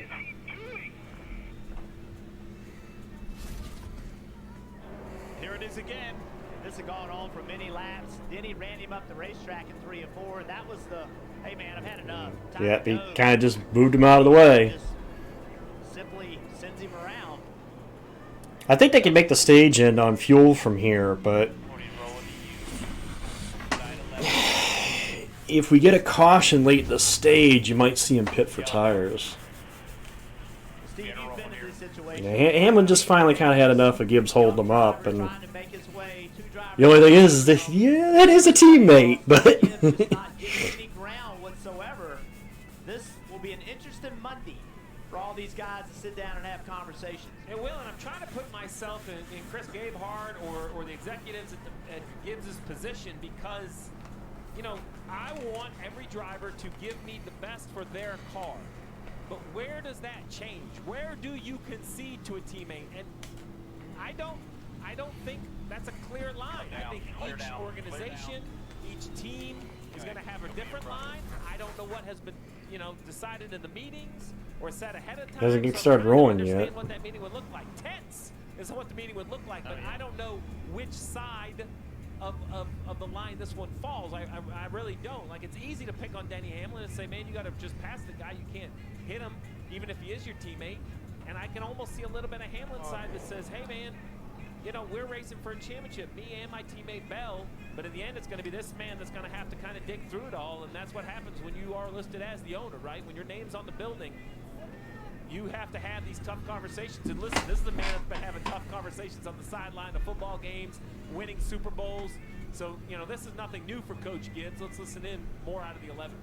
Are they afraid to talk to him? That's what I feel like. They're just scared of him. I don't know the answer to that right now. I'm just focused on trying to get the 11 the best finish. We'll talk about it after, I promise. Great work by the crew chief of getting his driver focused. Here's if he doesn't incentivize, if he doesn't fire him up, he'll give the answer to your question. But right now, we need to get the 11 the best finish possible. I'd like to have some experience on the 11. New combination with DH and Chris Gale. I like what Chris had to say there. Those issues all can be solved today. No, no. Better off just saying, all right, say nothing. Just say nothing. We're all, you know a conversation is coming. You know what's going to happen. And Ty's kind of frustrated by the track crew. Sounds like he needs a push, and they're not giving him a push. Oh, I think that was Ty's radio. Was that the radio from Ty Gibbs? I didn't know it was Ty's radio. I think it was Ty. Game on. Uh-oh. moment at Joe Gibbs Racing. It just simply is. You have a family member that's racing, right? That's always a little tense. His frustration You see, he's trying to tell him to give him a push, and the track workers apparently are not listening to him. The wrecker's trying to hook him, but this is a moment they're going to have to work through. And it's not going to be easy on either side. And Joe Gibbs, this is where leadership is going to have to come through. Meanwhile, pit stops. Pit lane's open. Kim Kuhn is standing by. Kimmy? Yeah, good news for Kyle Larson fans. The driver of the number 5 say balance feels really good. Thinks he would actually be equal to 22 if he got ahead of Hocevar. No major changes for Larson.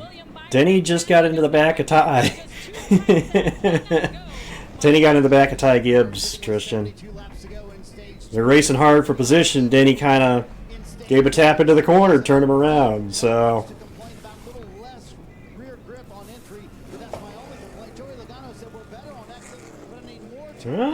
Briscoe's crew, 2 tires.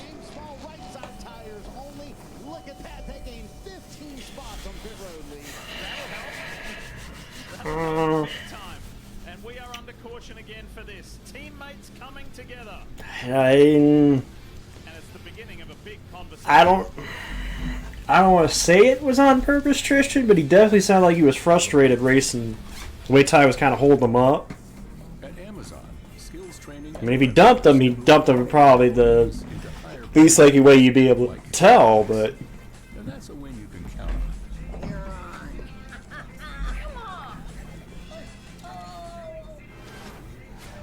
But definitely from the radio conversation that Denny was having on his radio, definitely seems like he meant to kind of get into him at least. And battling over a bottle of champagne.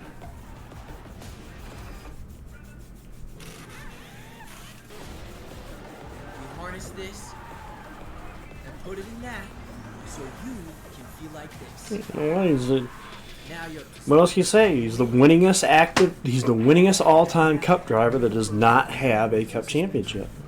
Has the most career wins on the wins list of anybody that does not yet have a Cup Series championship. How about the new Ultimate Trio? Choose 3 apps, 3 songs, over 80,000 combinations for only $14.99. Now that's a heck of a value. Applebee's new Ultimate Trio.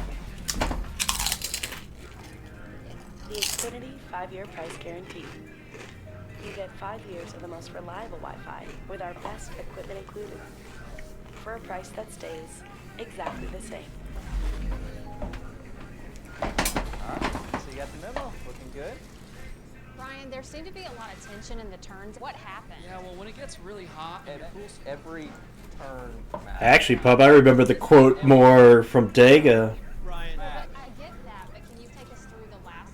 Dega about a couple of races later when he said, "That 48 is testing my patience right now, and I am pissed." If you want to turn data into decisions, then make every turn matter with Trimble.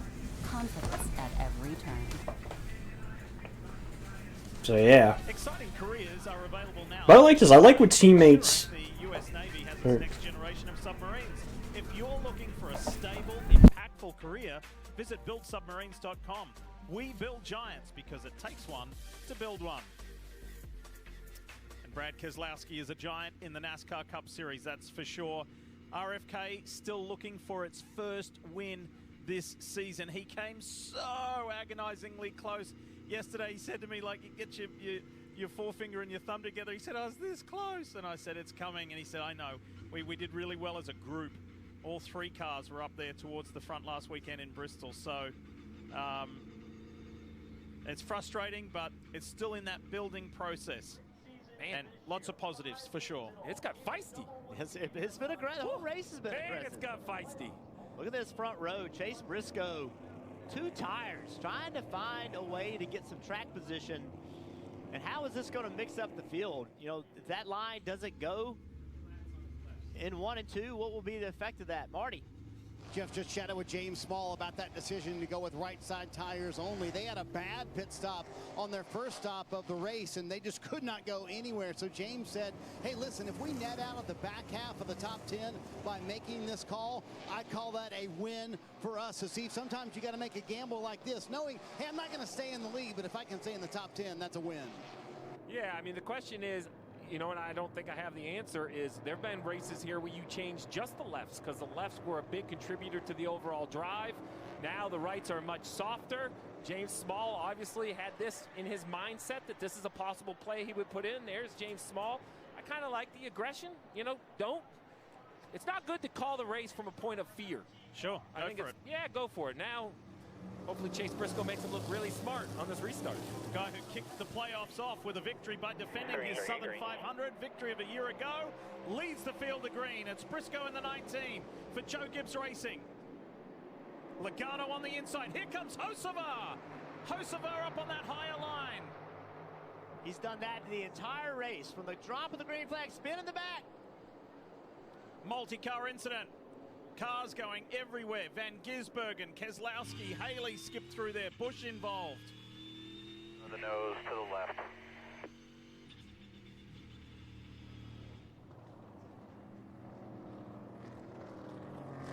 And Daniel Suarez, 2 of the 3 Trackhouse cars involved. We talked about restarts, how aggressive they would be. We have seen it. Front damage. Let's have a look.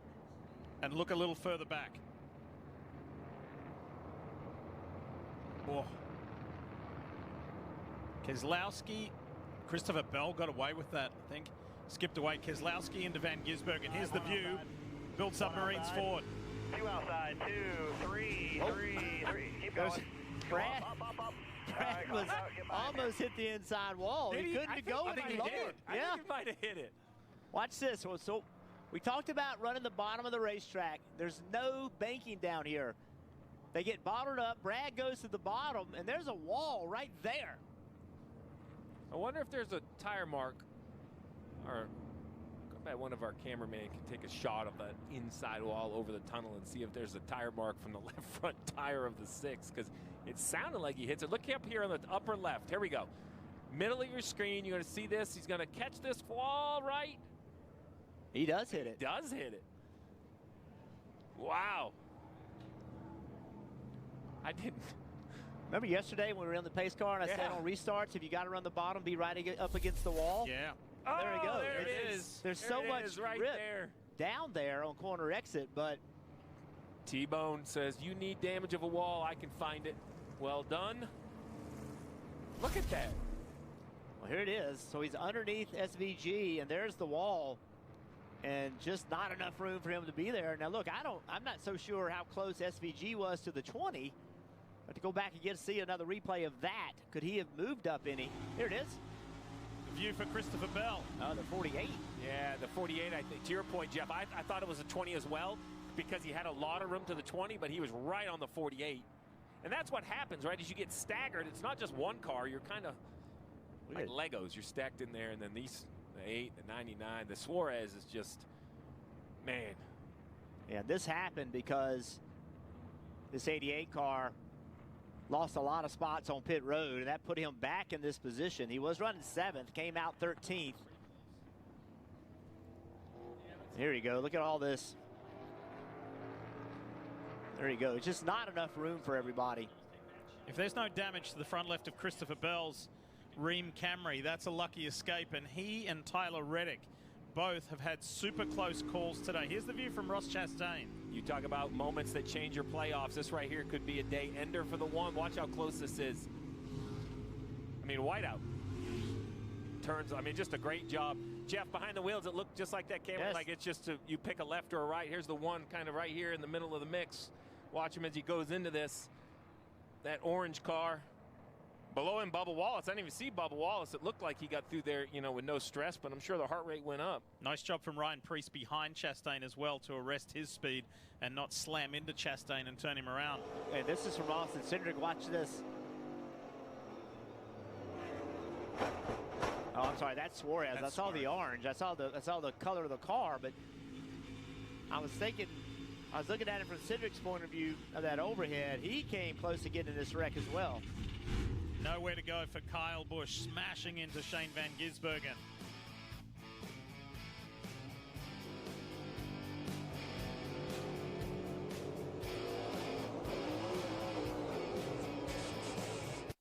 Don't.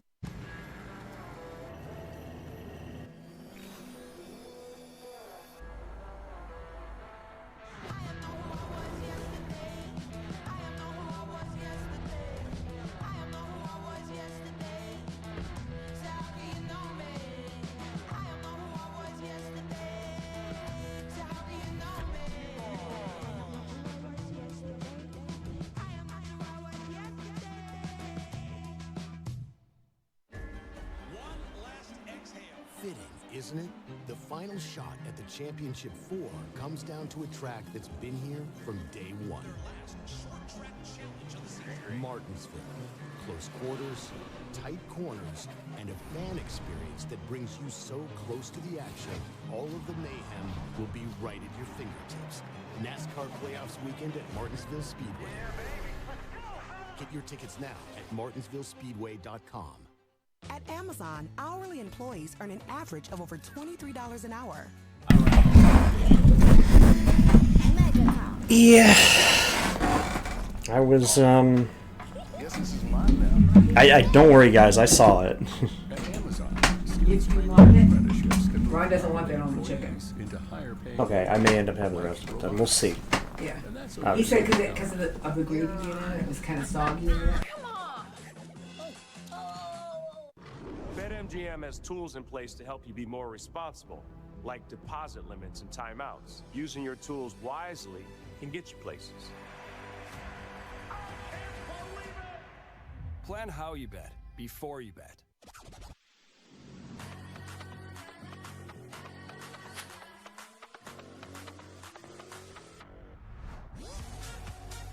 With hundreds of sales every week, eat well for less. Yeah, I saw everything, guys. I saw everything. I just didn't react because I'm talking with my mother and all family stuff. I'll have to explain once we get an opportunity here what's going on. But for anybody that's a member of my Discord, if you saw my post on there, then you already know. If not, I'll explain once we get through the restart here. Alright. See if Hocevar can have that good a restart like he did the last time. Let's see if we can get through the first 2 turns successfully this time around. Logano on that low side, pressing Briscoe. Where the hell did Kyle Larson come from? I know he's been running the top 10 for much of today, but damn. Hello, Kyle.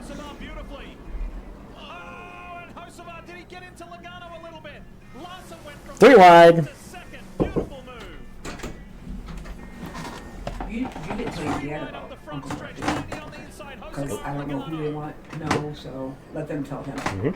Okay.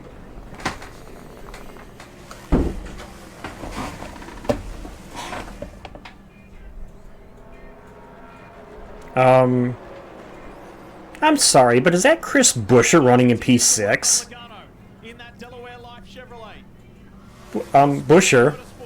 Buescher? Where did you come from? Where?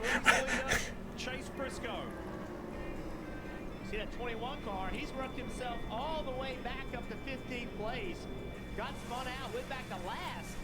Driven up to 15th. It's like, hello. These two are stuck together, Logano and Hocevar, like for the lead.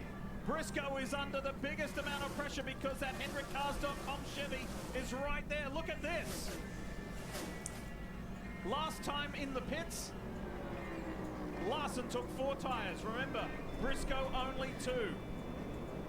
How long's he going to be able to Points as they run. Remember last week, Come on, guys. We need a recovery, though. I mean, we're still running 5th, but I don't like the way this stage this run has started. There we go. Get a good run on the 2 in front of us. this is the strength. An A+ James Small, crew chief in the 19, the 2-tire call. Will probably be passed by the 5, but now with 50. They're still fighting them there. Maybe into the top 3 or 4. Blaney now working on Hocevar, bottom of your screen, battle for 4th.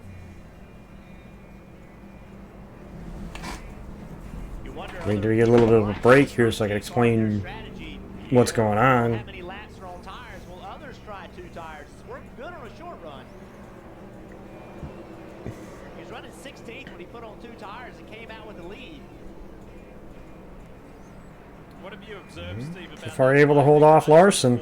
so far? So I think it's the goal, which is they want the tires to lose grip. Okay. More and more in the short track. I do think they Got a bit of a break, so I'll explain. My uncle, my mom's oldest brother, she has 2. Last couple months or so, or a bit ago, was diagnosed with a non-Hodgkin's lymphoma. So he had been dealing with that. The other day, they found a mass in his thigh. Cancerous mass. So they're going to try, obviously unknown at the moment, but they're going to try chemo, see if they can shrink it so he can actually, because he can't walk right now because of the pressure the tumor's putting on him, on his thigh. But my mother went to visit him today And he seems like he's doing okay given the circumstances. So, just trying to stay positive. It's interesting because I was making comparisons myself in the post I made to Discord. That reminds me of my uncle on my dad's side, who had non-Hodgkin's lymphoma. He had it for 14 years. He eventually ended up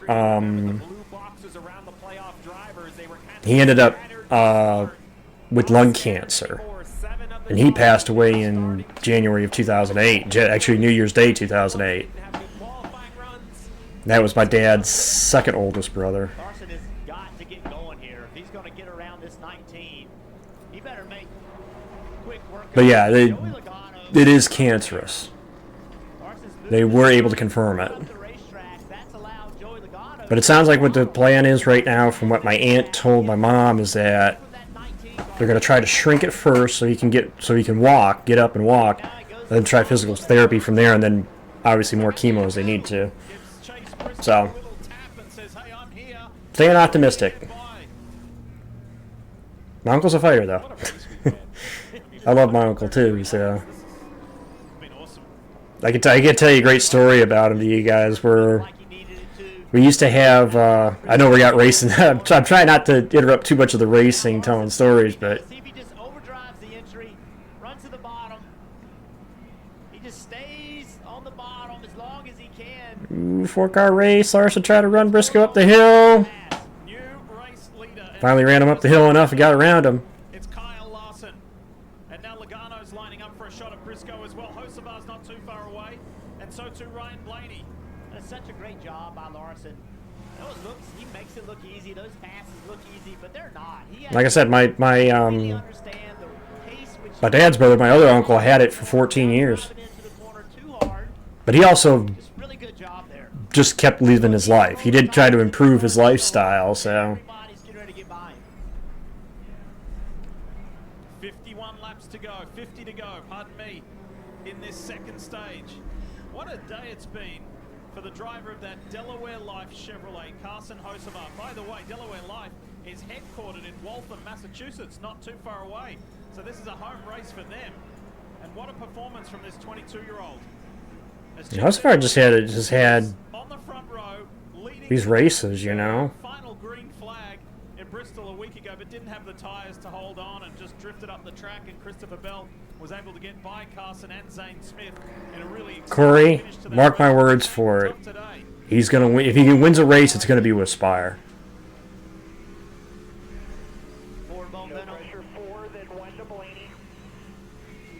You can't be this close so many times. It's like you just got to keep putting yourself in a position. Battle for the lead.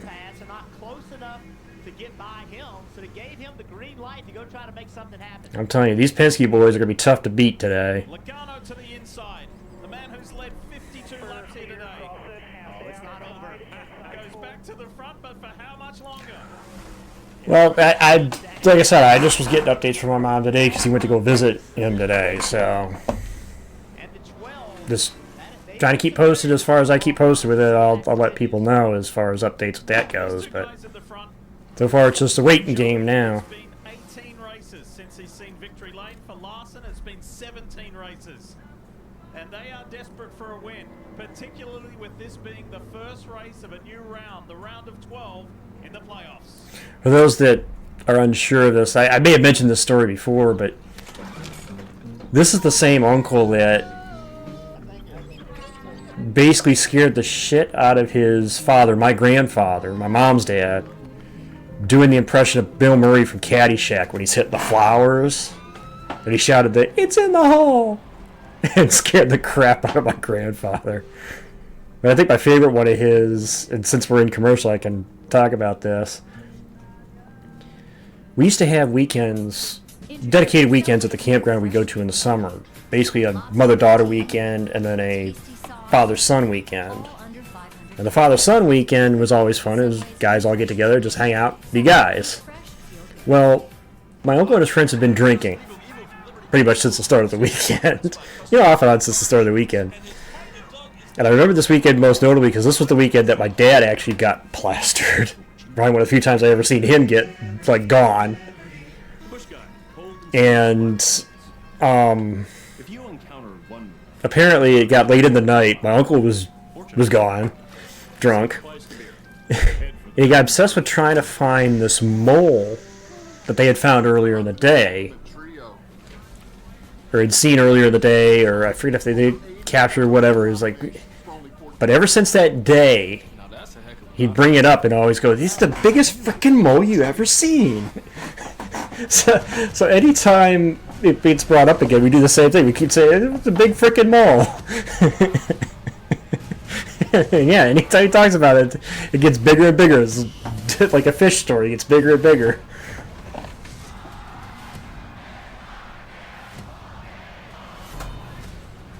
But yeah, little funny anecdote about my uncle.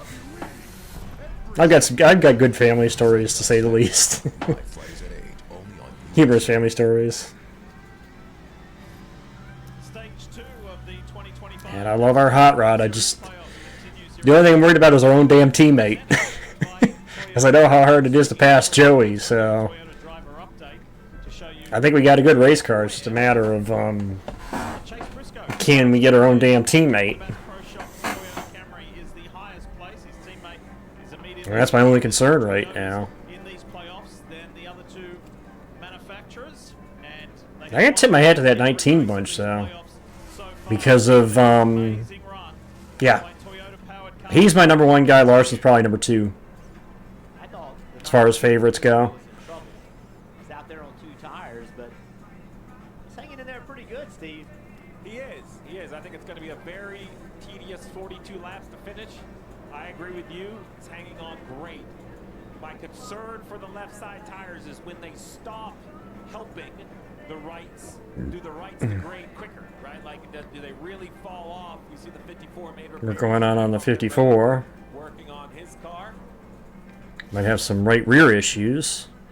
Oh yeah, toe link broke. See the way the wheel, for those that don't know, you see the way the wheel skewed? Toe link broke. Looks like he got sideways, slapped the wall, and it broke the toe link.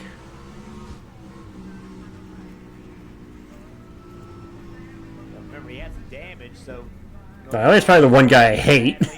Quote unquote hate. I don't like to say I hate guys, but the one guy I dislike the most. Or like the least. He's not the one I hate, he's the one I like the least. They drift by the lapped Kyle Busch. Unfortunately, Kyle was caught up in that big incident a little earlier, but let's put the spotlight on the race leader. Let's talk more about Joey Logano, Marty. You know, it's interesting, Lee, when you look at that stat. inside the mind of Paul Wolfe and Joey Logano about how they approach the playoffs. Paul Wolfe has been telling Joey Logano about the round of 12 once they advanced in Bristol last Saturday night. This is the race where we have to make it happen at New Hampshire. The tire test went terrific for us. He told Joey earlier this week, listen, Kansas mile and a half track, we cannot count on that track. The road courses have not been our strength this year. You have to get it done today at New Hampshire. Ooh, Nemechek hard into the turn 3 wall. And I wonder if he had help. Really hard, stuck the right front around. Probably gonna be a garage. There you go. You heard the explanation for yourself. Front right really hard. Was running 22nd at the time. Yeah, as you try to pull off, you see the right front hop, which tells me the lower suspension is broken off that car. And the question is, did he have help into that corner, or did it come around with him? Because, man, he... This team, all of Legacy was a struggling. lot of speed down into that corner, it looked like, so... There's an inside Riley Herbst here. Oh, no, it just... Wow. Snapped around with him. God, you know that's a hit when all 4 wheels come off the ground. Breaking through the bumps. See the car bouncing up and down through the bumps, Steve? I think maybe they just, they've been struggling with speed. Maybe that's part of it. You just could not get through those bumps well enough, and that was a big impact. Yeah, we hear drivers complain about being loose in a lot, but I'll be honest. No, if I'm coming to pit road, Tristan, you gotta take 4. It's like a big save where you slow down. I don't think it's a risk. I think you're gonna ask too much out of it, because you still got some 30 laps to go in this stage. So I think if you pit, you gotta take 4. I don't like doing that when you got that many laps to go, 35 to go. Now, Briscoe held on his 2, but it wasn't that long that he was on 2 tires, maybe 20 laps max. Honestly, this shows what Briscoe wanted. Take a little bit of work to get this one towed. It's kind of wrecked both. He gained the track position out of it. That was a big hit. It really was. And everybody talks about those bumps. We hear it. All the drivers complain about how rough it is getting into turn 3. And you said it, Steve. A lot of talk about being loose on corner entry. That's it. That's when you are loose. See that car jump through the, actually jumped through the bumps, and now the rear just has no grip, and around it goes. And Cindric, really nice job missing that wreck. If the 35 wasn't there for a reference of speed, I would have said, oh, he had a braking issue. Like, the car looks like it's going so fast. But you look at the 35, it's porpoising. Yeah, but it is porpoising through there. The Herbst, makes the corner. My point is, he's not going 10 miles an hour too fast. It just proves that as soon as that 42 gets backwards, he looks like he's going 20 miles an hour faster than he needs to be. Oh, here we go. Listen. Well, that's the thing. Briscoe was the only one to take 2, too, Tristians. I don't know. I wouldn't do it. I think it's too much of a risk to do it.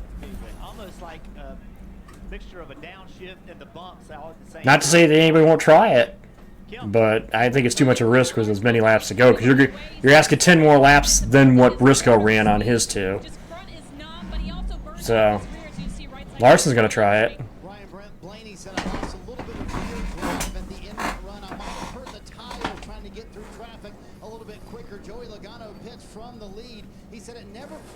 There's a couple back there. It looks like Logano's group did, Byron's group. Yeah, I think Blaney was the only one, the first one to take 4 tires. I don't know, we'll see. We'll see. Under caution for this huge impact from John Hunter Nemechek. Yeah, I think you're asking 10 more laps than what Briscoe ran out of 2. We'll see. I know being the leader is going to help. If you're out front, tires isn't going to hurt you as bad. But if you're back like 5th or 6th in that line on 2 tires, I don't know. I would do it if I was the lead. If I knew I could come out leading the race, Tristian, I would do it. If I'm going to be back 5th, 6th, 7th, 8th, I wouldn't do it because we've seen in traffic before with guys that have taken 2 tires that you can't hang on. That's why I'm just. I don't know if I would do it if I was back at it, unless I could guarantee I was front row. You get clean air on the nose, you're fine. You're fine until the tires give out, the 4 tires catch it, but I wouldn't do it if I couldn't guarantee that I was on the front row. Get that clean air. Sweet chili, blue cheese, and marinara, or wonton tacos, waffle fries, riblets with honey mustard, ranch, and honey barbecue, or brew pup pretzels, mozzarella sticks, and waffles. How many combinations are there? There's over 80,000. Applebee's new Ultimate Trio. Choose 3 apps and 3 sauces for $14.99. That's eating good in the neighborhood. Connecting your digital and physical takes more than turning one switch. If you want to turn data points, so I would expect the 2 to work from the lead with Logano, but we'll see. At every turn.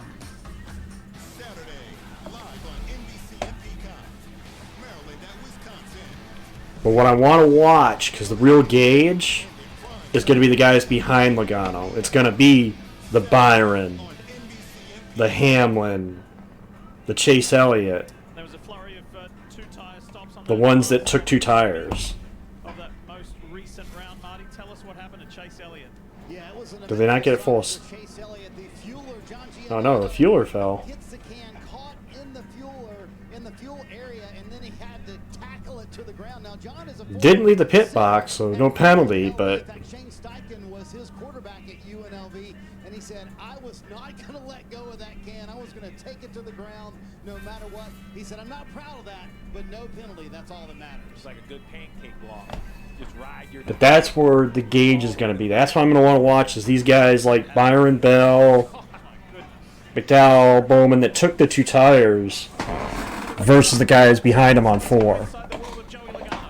The leader we know is going to get that clean air, so that's not going to be... He should be able to hang on here at least a good, 10, 20 laps. Clear high, and low, clear by 1.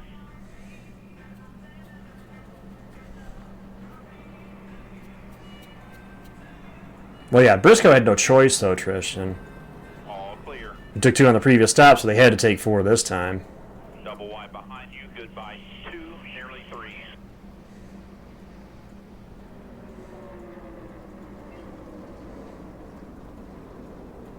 I believe Chastain might be the first one on 4 back there.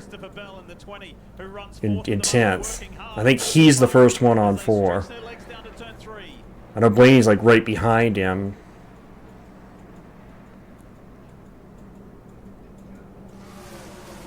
I think Gillen might be on 4 too. We know Briscoe is. Some have 4. Blaney chose to put 4 tires on, came in running 4th, went out 11th, has fallen back to 12th. Hocevar, he has... See, they're stacking it up. Reddick is stacking them up right there. Yeah, that's two tires. The car not handling on 2 tires is not gonna maintain. Not against a guy on 4 tires. You can move through traffic better on 4 than you can on 2. That's what I'm saying. Unless you were the leader, I don't see doing it if you're going to be back in traffic.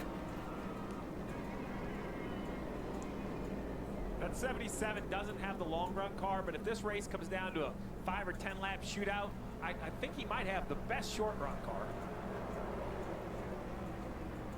Well, Logano up front still maintains over Larson. Like Myron able to hold off Bell. Ty Dillon. Ty's got some hands there. How do you not spin that one? Jeez. In motorcycle terms, that was a tank slapper of epic proportions. And you got Chastain, I believe, is the first on 4. So Logano out in front leads. Kyle Larson, William Byron's been able to fend off the challenge from Bell, and then we get to Hocevar, Blaney, McDowell, Briscoe, etc. Blaney and Briscoe for sure have him. I think Chastain does. Chase Elliott maintaining 7th in the Napa Chevy for Hendrick Motorsports. Despite that stop, it's been progress in the right direction. There's racing all over this racetrack.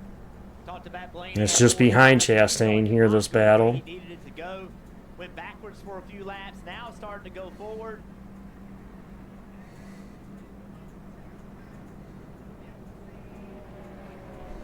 Chase Elliott now in position to get some stage points. 25 to go. 25 to go this time, I should say. They just crossed 26 to go.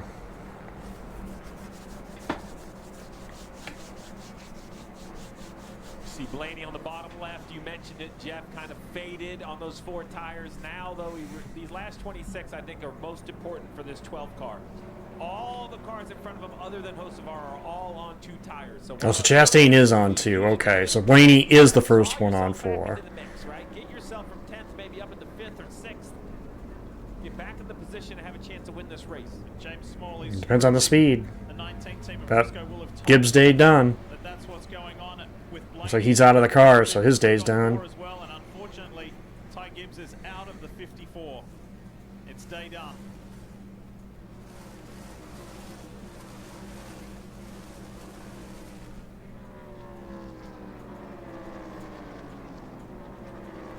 What a day Josh Berry's had. Really promising opening stage, and then got tagged by Van Gisbergen, got turned around, got sent to the back, stormed his way forward again, and still is running in a really strong 13th place. Yeah, what was so impressive when he came back on the racetrack after the caution, when he first got spun out, he was flying. He drove up to like 16th, 17th, 18th with no help whatsoever with cautions. He just did it by passing people. We'll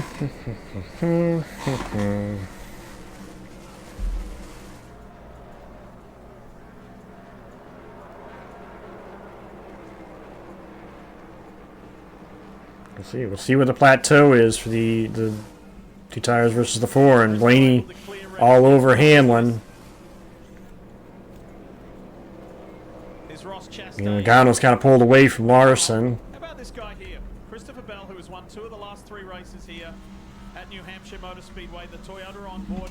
He swept last year the Xfinity Series race and the Cup race. We heard him yesterday in practice.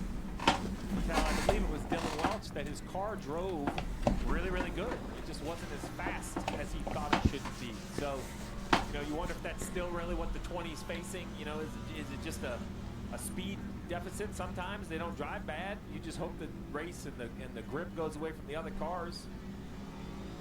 2 of the top 4 drivers, meaning Christopher Bell, Joey Logano, took part in that Goodyear tire test here back in July. So about 20 to go in the stage. It's been productive. Only at Chili's lets you build your perfect basket of 3 Chili's favorites, like the world-famous fried mozzarella. You Could give up a little bit of time there to Chastain. Here comes Barry inside of him. spicy honey chipotle crispers. Or why not pick the classic Big Mouth Bites drizzled in ranch? And of course, there's plenty of your favorite chili sauces to dip and dip and dip. Now that is one seriously good cheese food. The Chili's Triple Dipper. Taste what all the hype's about. Hey, it's Ryan Reynolds here from Mint Mobile. Now, I was looking for fun ways to tell you that Mint's offer of unlimited premium wireless for $15 a month is back. So I thought it would be fun if we made these $15 bills. You know, it's green, Mint saves you money, maybe my face is on it, maybe the back of my head as well. But it turns out that's very illegal. So there goes my big idea for the commercial here, and now I have a lot of counterfeit money to burn. The Tempur-Pedic Breeze makes sleep feel cool. So no more sweating all night or blasting the air conditioning. Because the Tempur Breeze feels up to 10 degrees cooler all night long. Find cooler sleep with the Tempur Breeze collection at an Ashley near you. Buy one Sonic Smasher and get another free. That's right, buy one hand-smashed Angus beef Sonic Smasher and get another free. It's the dual threat quarterback of burger deals. Chevy makes America's most dependable trucks. Here comes those 4 tires. The highly capable Silverado 1500. The powerful Silverado HD. It's able to drive through traffic so much better. And the uncompromising Silverado EV. When you're trying to get 2 for 1 here in this one shot. Dependability comes standard. Chevrolet, together, let's drive. NASCAR fans. And so much drive it into the corner so much better when you're on those 4 tires. Merchandise, VIP experiences, and much, much more. Rack up fan rewards points by watching races at home, playing fantasy, completing challenges, and visiting tracks. Then redeem your points for epic prizes. You are in the driver's seat. What are you waiting for? Sign up for the free NASCAR Fan Rewards Loyalty Program today. 6. At NASCAR.com/fanrewards. Right now it's Joey out front. To lead the Mobil 1301 here in New Hampshire. The most recent caution 15 to go in the stage. by John Hunter Nemechek. He's standing by with Kim Kern. Kim? Yeah, Lee, a big hit for John Hunter after he snapped loose. Are you okay? And what were you feeling in the car? Yeah, I'm good. I hate it for all my guys. We're on a really good stretch there as we have had the last few weeks. Getting it in for 335 there. I don't know if just when I hit the bumps, but it automatically just turned sideways, and I was kind of along for the ride. So I think we were making ground on it all day, kind of getting better track position-wise. Now we're going home with a wrecked race car, so we'll be back next week in Kansas. Good to hear he's okay. That was a big hit. Looks like he's hurt. It's easy to see a guy get out and go to the infield care center, but these hits like that, they stick with you.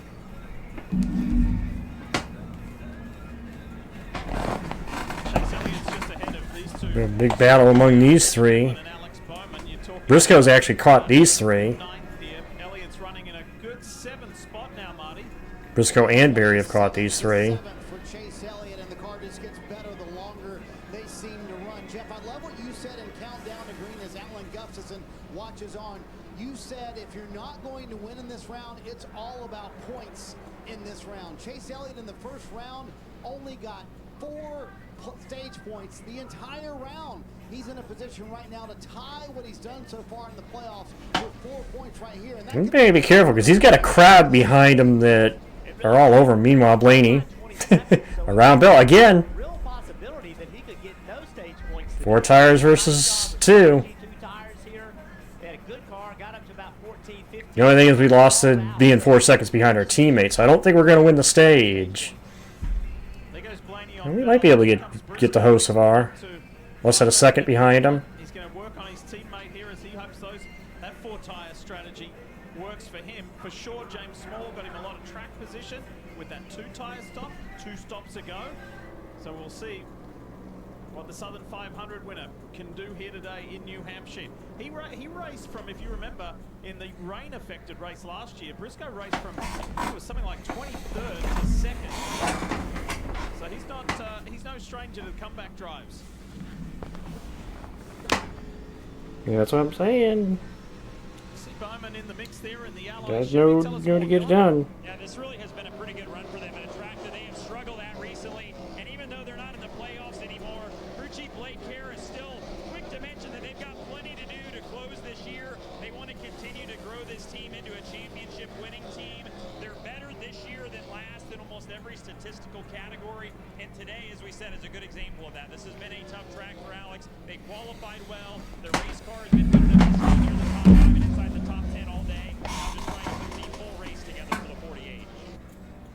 Well, he just saw Josh Berry go flying on by as Berry moves into the top 10 and continues this incredible comeback. Progressive on board. Denny Hamlin, let's go for a little ride. Go 3, no run.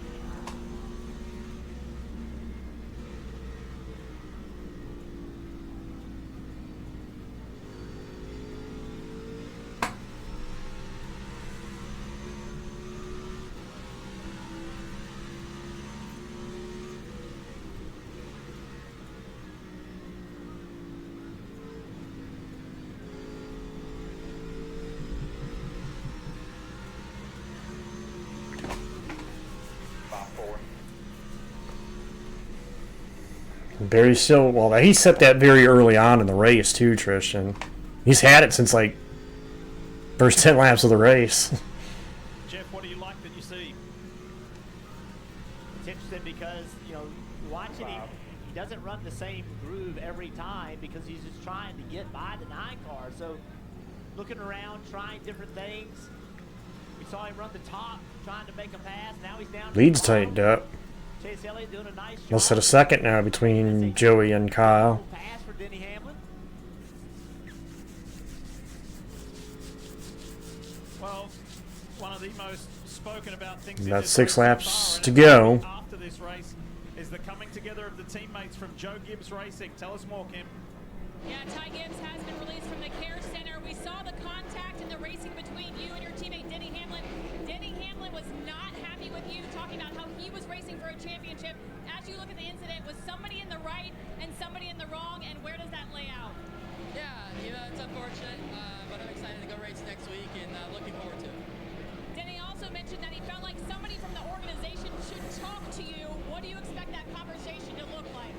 Yeah, we'll have a good race next week. We're looking forward to it. Ty was smart. Ty was smart. Don't say anything. Don't say anything. Yep. Also, buy a Hocevar. I'll tell you, 4 tires. You're going to be at Joe Gibbs Racing. It's not going to get fixed today. Just say nothing and deal with Unless you were the race leader. 4 tires was the way to go. It's up to 3rd or 4th already. Now up to the 4th position, I think allows this team to consider 4 tires again. If you don't make any recover, you probably have to take 2 to cycle to the front. I don't think 2 coming into the last stage. Hosford wasn't on 4. Everybody ahead of him had 2. Everybody ahead of Blaney back when he was back there racing with Hamlin and then was on 2. Full. Hosford didn't have 4. He had 2. Morgan and Morgan on board. It's been a tough day for Kyle Busch and the Yeah, I know. The Kyle Busch one. inside the final. Of course, Ty did it with more of a smile than Kyle did, though. In stage 2, Bubba Wallace. It's been a handful. No, everybody ahead of Blaney had 2. Blaney was the first one that was on 4 tires. And they said that back when they were racing around with where Hamlin's at. Hamlin, Bowman, Elliott back there. Most likely are not going to get stage points. Chastain, Cedric, and Oh yeah, that helped him a ton, Tristan. from Bubba, just embarrassing. The car's just nowhere near where he. It didn't seem like they lost much for them on 2 tires. They got what they wanted, which was the stage points. Most of everyone averaged 12 stage points a race. I mean, everything was going right. And then Last lap, stage 2. thrown on your performance comes here instantly right at the cut line because that's how the playoffs work and the reset. And it's no big deal if you go out and perform. Guy who's won here twice. Final lap brought to you by Credit. It's been an all Penske day. Blaney won the first stage. Joey will take the second. Position at New Hampshire Motor Speedway, and he gets his first stage win at this track as well. It's his third stage win Larson, of the year. Byron, Blaney, all with points. Bell, Elliott, Hamlin, and Briscoe, all with stage points. 100 laps today on this beautiful day in the Northeast. Remember, he's a Northeast boy, hails from Connecticut, not too far. Been an all Penske day so far. So far. Stage break coming up, and a whole lot more. And now we move into the last run to the end of the race.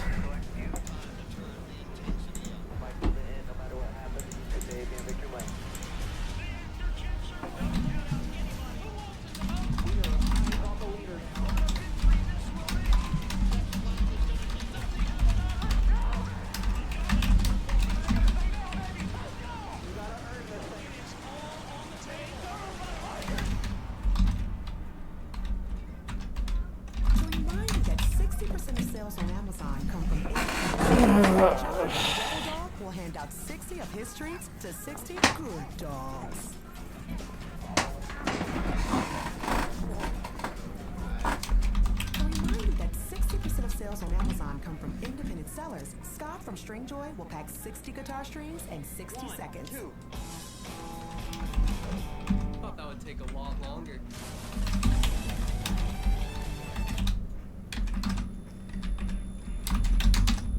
Yeah, it seems like a good spread there. The moment I loved our Subaru To keep it at 20 minutes. was the moment they walked away. And that's why our family will only drive a Subaru. Subaru is rated #1 in safety, higher than any other automotive brand. Love, it's what makes Subaru, Subaru. Get 0.9% APR financing on new 2025 Outback models for a limited time. Okay, let's rewind. A freak hailstorm hit, cracking this group's windshield and causing the night to take an unexpected turn. Hey, John Inside, Hamm. they were greeted by Edna's warm welcome, a blank stare, be cool guys, and a TV showing football that no one wanted to change, ever. So they pulled out the BetMGM app and put together a live parlay. But what would the fourth leg be? Bingo. New York. Soon the whole bar was pulling for that parlay. Make it a place you'll never forget. BetMGM Sportsbook. Make it legendary. NASCAR on USA is brought to you by Bank of America. What would you like the power to do? And by Toyota. Let's go places. Stage break in between stages 2 and 3. So the day today, 114 laps to go, but a whole lot of action coming up here shortly. And we have that third and final stage. Pit road. Yep, is pit open. road. Kim Kuhn is standing by. Kimmy? And for Kyle Larson, he said less grip around the entire corner than earlier. He said pushing, so just a little tight. They will make a small adjustment for Larson. Right top of your screen, William Byron saying at first it felt loose on 2 tires, but overall I don't think we learned anything. Could not get it over. They will make a slight adjustment. Yep, I'm telling you. We just need our track position back. We talked about the pressure. They have a good car on 4 tires. They've been dynamite on 4 tire stops too. Answered second in stage 1, first in stage 2. He said, I need a little more turn and a little more drive. I think I might have just cursed him there. Answered as well with a 4-tire stop. They hold the lead. They threw 2 on the Cindric Mobil. Cindric with 2. Many positions. Amazon offers hourly employees health care on day 1 for the whole family. Mom, come quick!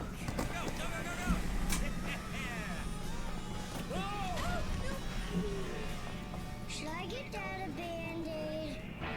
At Napa, we are the pros that know brakes and suspension.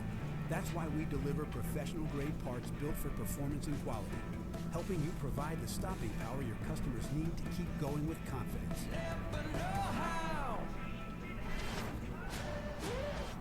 There's a method to all this motorsports madness.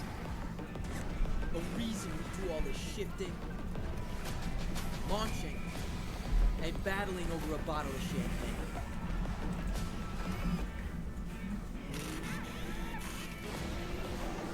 Going to be refined. And put it in that so you can feel like this. Now you're up to speed. You in? How about the new Ultimate Trio? Choose 3 apps, 3 sauces. Over 80,000 combinations for only $14.99. Now that's a heck of an option. Applebee's new Ultimate Trio. Thank you.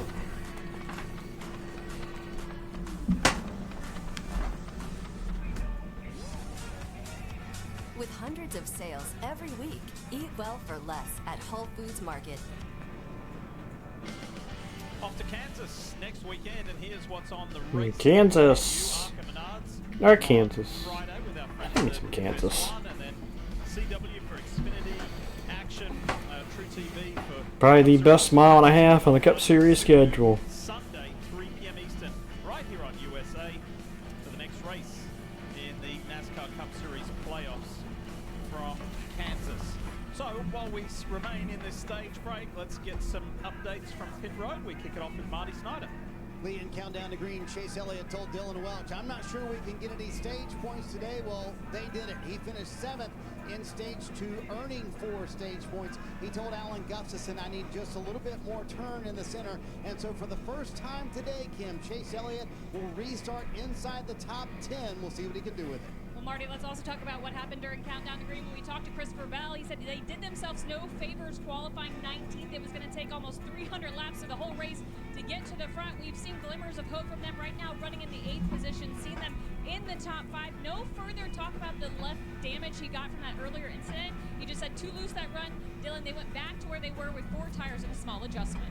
Well, Kim, Steve mentioned the points reset for the 23 of Bubba Wallace. First race of the playoffs at Darlington. They were in a similar position to start that first round. Had a good day and just built on that foundation the next 2 races. So hold serve was the simple message for Crew Chief Charlton Knight to his driver today. But it has been exactly what they didn't want. They battled a tight race car all day, put them on the back foot from the start of the race. They still haven't gotten it freed up.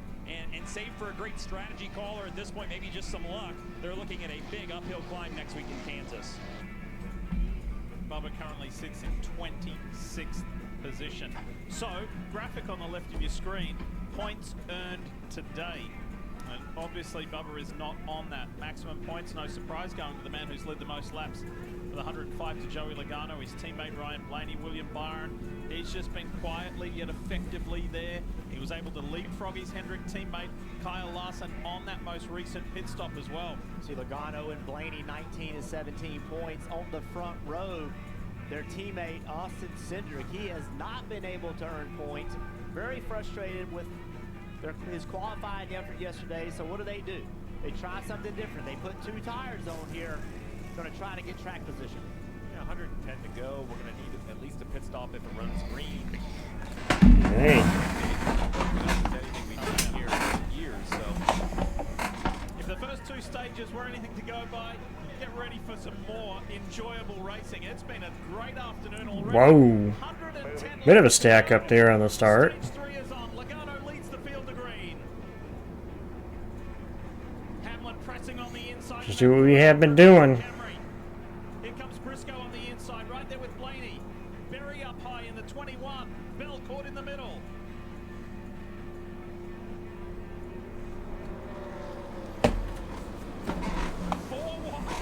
Four wide down into turn 3 with Josefar and Bowman. Bowman's on the outside there. Right, Priest down low on the inside.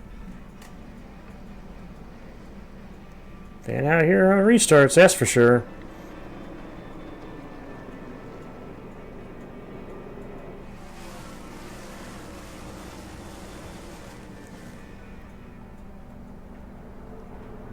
Drivers are just willing to go wherever someone is not. 4 wide around New Hampshire. That normally doesn't Ooh, teammates. trying to make the outside. Mention Larson and Elliott go at it up. Ooh. I don't know if we slapped it. He's very, very fast on long runs, but this is the weakness. Just cannot, in traffic, take off at the speed that he needs. Slight contact there between the teammates. Meanwhile, Hamlin and Bell made a little contact. Number 9 from 27th on the grid, and he went backwards on lap 1, by the way. He has stormed his way up into the top 5. You see what the potential. But there was an incident that happened earlier that collected a couple of cars, so. To try to stay above, take the pressure off. That Roval Ooh, a couple weeks Chastain. Maybe a little contact with Bell. We see stuff in the infield all the time. Rex there before. I'm watching us. You know, we're trying. Again, we got a good long run car. I just think it kind of sucks that we lost the spots we did on pit road there that last time. Bell and Chastain and Berry and Austin Cindric just up ahead. I can't help but go back to yesterday when our NASCAR on Just, NBC. as long as we have that long run speed, that's what we need. Qualifying, Chase wasn't really in the talking mood, as you can understand. And today, he told Dylan Welch, look, we know we've got enough. We have the long run speed if it stays green. That's what we needed to do. Something quite amazing here so far. Yes, there's still 105 laps to go, but for Chase Elliott to be running 4th, what a comeback drive that is. Yeah, I had a conversation with Chase this morning. To retake that spot there from Hamlin. Like, we're just going to go get all we can. There was obviously disappointment in my conversation with Chase, but no panic. Just, hey, he felt like he didn't do a good job qualifying and put his team back further than they deserved to be. But he just said, I'm going to go to work. We're going to grind a good finish out. Marty. And keep in mind, Jeff, this 9's car. We still got a good car through the corner, though. I'm watching that center off is where we seem to really be beating these other guys. This is the race I'm worried about in this round. Kansas, I feel like we have the best car in the spring. Road courses have been very good for us. So this is the race that I'm a little bit worried about. What a performance from that 90. He might lose a spot to Ryan Blaney. But Might. He drove around him. Chase doesn't have to feel bad about losing a spot to Ryan Blaney, because I think that's the question left in the race for me. Is can Ryan Blaney get back to controlling this race between the pit cycles and the yellows and some restarts? He lost control of it in the second stage. Without a doubt, for me, the 12 is the best car on the racetrack. He just passed the 11, he passed the 9, up to the 4th position. Larson, Byron, and Logano ahead. Progressive on board with Denny Hamlin working on Chase Elliott. Like I said, there's only one car I think I'm worried about, and that is our own teammate. We know how hard it is to pass Joey.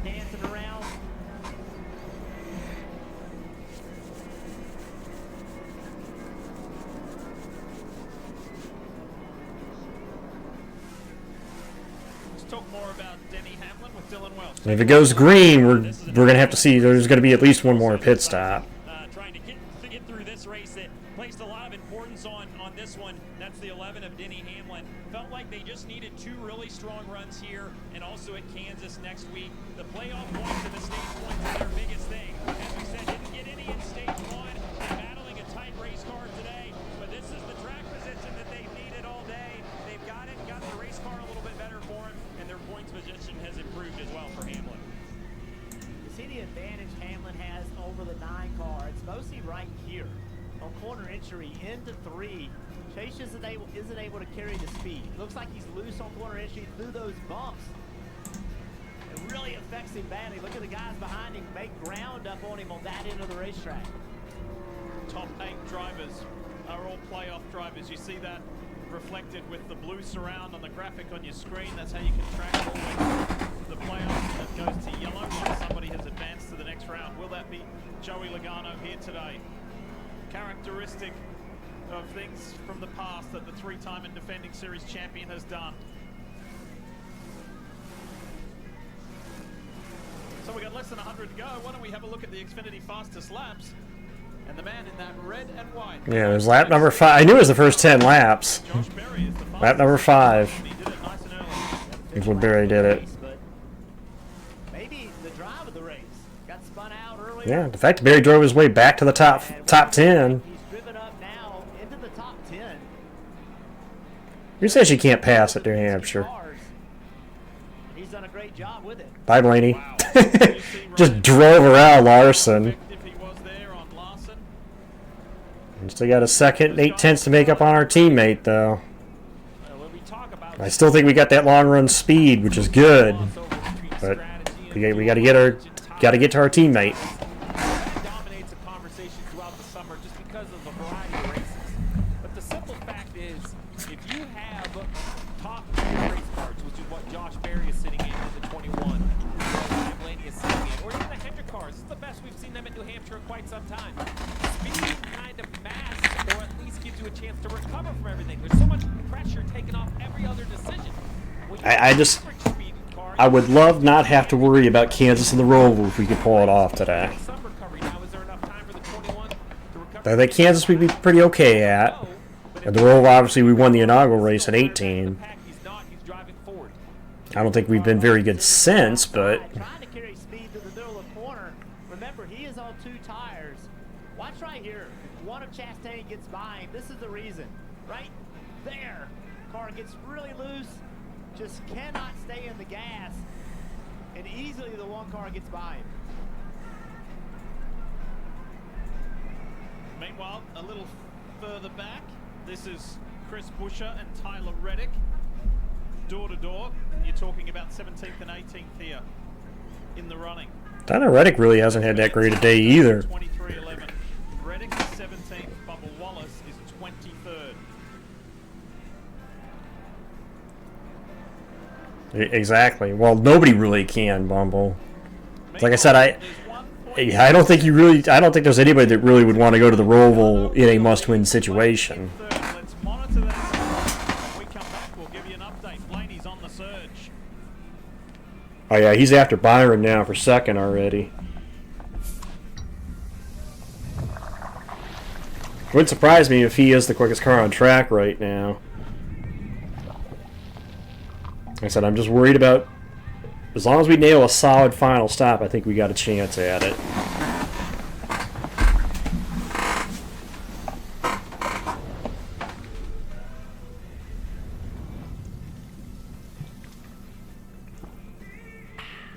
Drop whatever you're doing right now. The Wendy's $8 JBC meal deal is here. That's 2. Only one of those 2 I can agree with, Trishan. The other one remains to be proven. But SVG winning the Roval, I honestly would put money on SVG winning the Roval. You don't just want a cold one. You want the coldest one. The cold lagered, cold filtered, cold packaged one. Mountain Cold Refreshment. Coors Light. Choose chill. Sarah Benzino. Brandon Coley. Jablonski Auto Body, LLC. What'd she call her? Oh, you mean Jablonski Auto Body, LLC.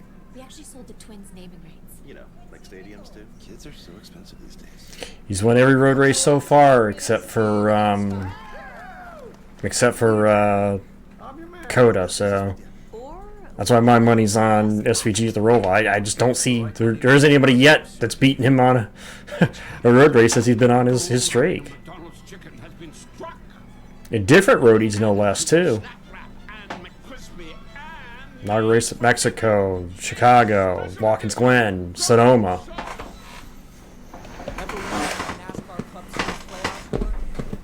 Outlast the pack, finish first among the championship 4, and you're doing donuts in the 3.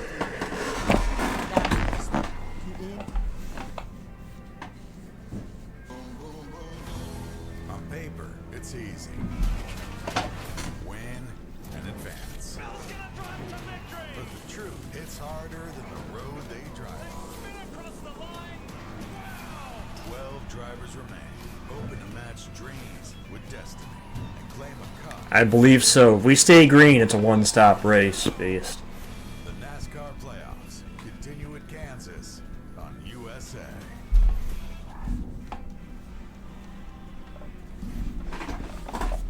You're watching the NASCAR Cup Series playoffs here at New Hampshire Motor Speedway, presented by Toyota. That's a great shot to show how beautiful this afternoon is. The whole weekend has been magnificent. Fans having a great time, and they've been treated to a pretty cool race with 88 to go. But it's now time for the ones to watch, with thanks to Credit One Bank. All right, Mr. Burton, Mr. four-time New Hampshire winner, who do you like the look of? Hometown guy from Middleton, Connecticut, Joey Logano, on an 18-race winless streak. But 5 of those 8 wins have come in the playoffs. This is a big moment guy. He loves these big moments. We've seen him do it time and again. He has a good shot to do it again today. Well, if Joey Logano wants to win, he's going to have some big moments, because Ryan Blaney has been the fastest car since the haulers pulled into New Hampshire Motor Speedway earlier this week. He was basically untouchable in practice. He got beat in qualifying by that 22, but lap after lap, he has moved his way through the field. He has not run inside the top 15 with this car ever. Today could be his day. How about William Byron in the Raptor number 24? William said this used to be one of their favorite tracks, but kind of lately it's got away from them. This is a turnaround point for him. I know he's just lost a position to his teammate Kyle Larson. This is a track where William has not yet had a top 10, so this is a positive, a massive positive for him to be running as strong and as consistently at the front as the 2-time Daytona 500 winner has been today. However, remember when we went to the break, I told you the gap was 1.6 seconds between Logano and Blaney. It's now just tenths of a second. Yeah, I mean, think about that. Blaney, 18th, is his best finish at this track in this car, and now he shows up with just unbelievable speed. I think now at this point he wants to try to work his way by Logano, and then when you come to pit road, right, 25 green flag laps in the tires, 85 laps to go, I think you stay on the conservative side a little bit. I don't think these tires are slowing down so much that you have to aggressively jump to pit road. I don't think, you lose the race with an untimely yellow. I don't think you lose the race by being the 5th or 10th car to pit road under the green flag cycle. Jeff, do you remember when we sat down in Charlotte with the 16 playoff drivers? One of the questions we asked Joey Logano is, who impresses you? And he said, well, I don't mean any disrespect to anybody else, and I kind of hate to say this because he's my teammate, but he said, Ryan Blaney really impresses me.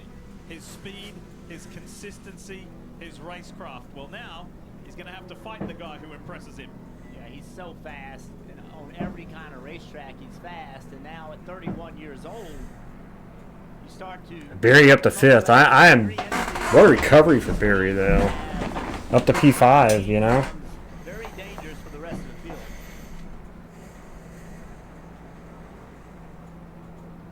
Logano, Blaney, Larson, Byron, all playoff cars in the top 4. Barry, still an amazing comeback. I mean, he's not... Now keep in mind, it wasn't but earlier in this race, earlier on in this race, the top 3 cars were Logano, Blaney, and Barry.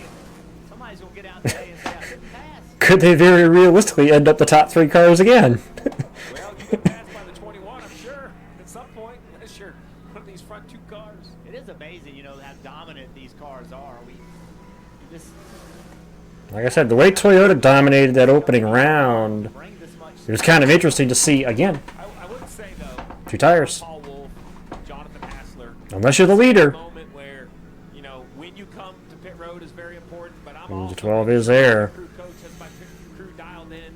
It's not the time to speed. Like, execution still kind of reigns supreme on what has to happen. To catch Kyle Busch to put Busch a 2nd lap down here. He's 1 lap down as it is. And now they have to find a way to get these last 81 laps.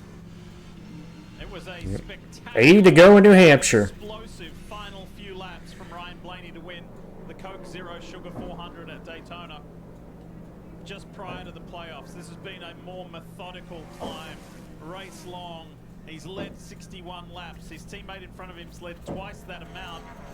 but this has been very methodical. I don't know. I don't think so. Winners in the last 8 races. If Joey Logano can win here today, it'll be 9. But again, Barry hasn't been out front, so I can't compare Barry there. The year for Joey Logano. Can he finish it off? A moment ago, Coleman Presley gave him his teammate Ryan Blaney's lap time, and Logano came back very quickly and said, I can't run that fast. So now it becomes a question of, Steve, how does Jonathan Hassler and Ryan Blaney manage the back half of this race? You talked about the pit strategy, but if there's another restart, that is where the 12 has struggled today, and Logano has shined a little bit more than his teammate. Yeah, I think the question is, you know, does the yellow necessitate... Ultimately, it all comes down to the pit stop, though. For the short run, probably change some air pressure and some balance. Ultimately, it comes down to the pit stop. You know, he's a championship crew chief. He won the championship in 2023 with Ryan Blaney. They know how to adapt. Your last 2 Cup Series champions. With his driver, their personalities are very similar the way they break it down, and you think he would make those adjustments for Blaney to try to fire off. Now the problem is, we talked about it already, the guy in the 22, #1 defender. Running up the racetrack a little bit more here, try to get the run off the corner. That's tough, right? That's makes the task even harder, and he's a teammate. So we've seen the 11 and the 54 cross pass, one being a playoff and a non-playoff. Well, these are 2 playoff cars. So Jeff, you know, I'm not saying you have to put mittens on, but you cannot cost Team Penske a win by wrecking with your teammate. I don't think I would really want that call from Captain Roger Penske. On a day where we've seen already teammates collide. Yeah, and they, you know, Get closer. Works so well together. They talk about it publicly. Remember, there was years ago, some, you know, in super speedway racing in particular, where they didn't always, Penske drivers always get along exactly like they need to, and that kind of set the stage. Well, between these 2 drivers, you mentioned maybe the next 23 laps, I'd say. Ty, I'm not entirely sure.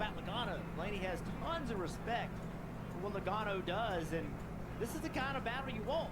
You know, Right now, Barry's kind of maintains about 4.2 seconds back on the leaders. everybody else.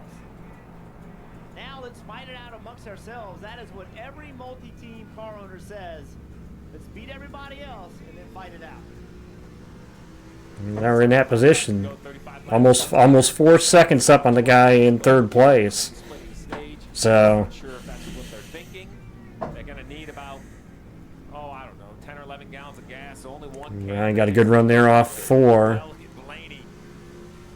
I'll tell you right now, these guys are out front and they are fast, but they are not as fast as the 21 car Josh Berry.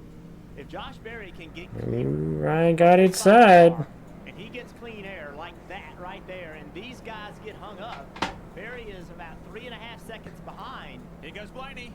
There's the lead change. 12 to the point. 74 to go. Remember that. Not like I was going to maybe pit there. Barry into 3rd. Gets around Larson. Wood Brothers Ford, of course, which has that Penske alliance.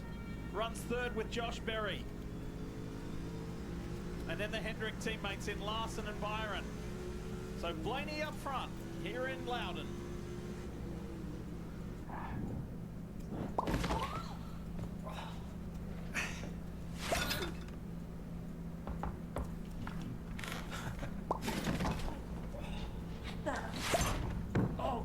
I see you found the D-Furnished feature on Homes.com Matterport 3D Tours. It's the true digital model of a listing. D-Furnished, furnished, D-Furnished, furnished. D-Furnished, furnished. I can't wait to be I don't know why that commercial reminds me of The Sims. Featuring the grilled chicken and avocado. But it does. Full serving of veggies with Baja Chipotle sauce. All under 500 calories. Keep moving with Subway's new Fresh Fit menu. Subway. Well, I think it's all going to come down, again, it's all going to come down to the pit stop. Who gets in good, who gets out good. We know Blaney's got a long car, we've seen that. No, he's got a good fire off car. Things heat up. You don't just want Barry's car's coming to him. You want the coldest. It's all going to come down to the pit stop. Lagered, cold filtered, cold packaged. 70 to go. Cold refreshment. Coors Light. Choose chill. Dinner time is going to be easy tonight. Wings to go for game time. They say patience is a virtue. I say game's on in 15 minutes. Which is why we got to go. It's to go time. I'll go start the car. As your host, I have some rules. First, no showers longer than 5 minutes. This isn't a spa. That's the rule. Meanwhile, at a Verbo, get the vacation you expect, and never a hovering host. French toast nibblers or breakfast nachos? Actually, I was thinking about heading out only because I Yep, Blaney's in. I was one of the sleepovers the next day. I was going to throw the games on. You're a Notre Dame guy. He's going to be the first one to pull the trigger. What? Yeah. I mean, how can you call yourself a sports fan without Xfinity? You got multi-view. The best college and pro games all in one place. I'm not going anywhere. You ever tried pancakes and guac? You're about to. Yes, let's go. I got a little recipe that I can't tell you, but I think you're No way. The anticipation of a new McDonald's sauce has reached its sweet, smoky, and gold pinnacle special edition gold sauce. It's what it sounds like Joey might try to do here. We'll see. Back at New Hampshire with 68 to go in the race here. The first race in the round of 12 and the first move to pit road has been made. Jonathan Hassler brings Ryan Blaney. Blaney, who pitted from the lead, actually stays on the lead lap at the moment. We'll see if everybody else follows suit now. Cindric in. But Cindric was on those two tires, so... Bell's in. Bell, Hocevar in and out. Briscoe is in. Dillon's in. Briscoe, Briscoe, Briscoe. Struggling with the handling of the car, just way too tight. All these teams electing for 4 tires here with 67 laps to go. When does Joey Logano, now back in the lead, come to pit road? That's the question. It wouldn't be any time soon if I'm Paul Wolf. These other guys have shown their hands. We only have 44 laps on these tires, 66 laps to go. I would run long, and I know I'm losing time. But Being the contrarian. if a caution comes out, the freshest my tires would be, and I could stay on the racetrack. That would be the strategy for me on the 22 car. You cannot beat the 12 heads up. We have seen this. He just ran you down and drove by you. So I could chase the 12 on the pit road and run inside the top 5, or I can run very, very, very long, hope to get a yellow after my pit stop. And Byron's in. Larson. Hamlin. Originally they were going to come around lap 244, but with the green flag stop starting, Cliff electing to bring him in. You saw that chassis adjustment just needed a little bit more grip. For his teammate William Byron just said the brakes have gone a little bit soft. He's trying to manage them. He said he just pushed the tires too hard on the short run, Dylan. Hamlin has been a little bit tight. Did they get everything on there as they should have? It looked like it was a little close. Hamlin was free on that last run. Late exit said the car fired off really strong, 4 in fuel. Not only will Ryan Blaney be fighting the 22, but he may be fighting Berry as well, because Berry has been flying in second place. Berry's bunch needs a solid stop, though, too. That's the other thing we got to keep in mind. Oh, Logano's in.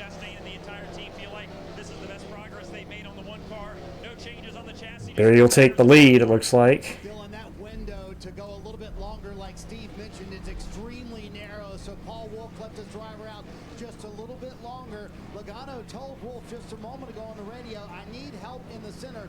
Still too tight there, but the exit has gotten much better. He takes that long drive all the way down pit road to pit stall number 1.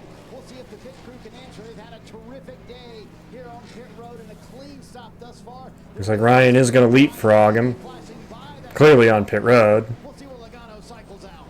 Yeah, Logano decides to run a little bit longer to have fresher tires at the end. It's always easier to tell you what you're going to do up here in the TV booth, Diff, because when you're wrong, you just go, oh, well, that was the wrong decision. These crew chiefs have to absolutely live with it. We have the 21 Josh Berry. So we'll have 61 to go. Elliott's losing some time because he's not running the fastest laps. Josh Berry, and he's running a 30-80. The fastest lap of the race is a 30 flat. So, and this 21 car has got crazy speed. Reference, Blaney just ran a 28, so a little over half a second faster from Blaney.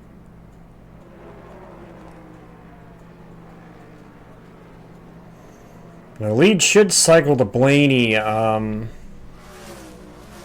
once it cycles around. The question is going to be what the gap is really between him and Berry, because I think Berry's the one making time right now. He may leapfrog Logano for second. We'll see once they pit, which they're in now.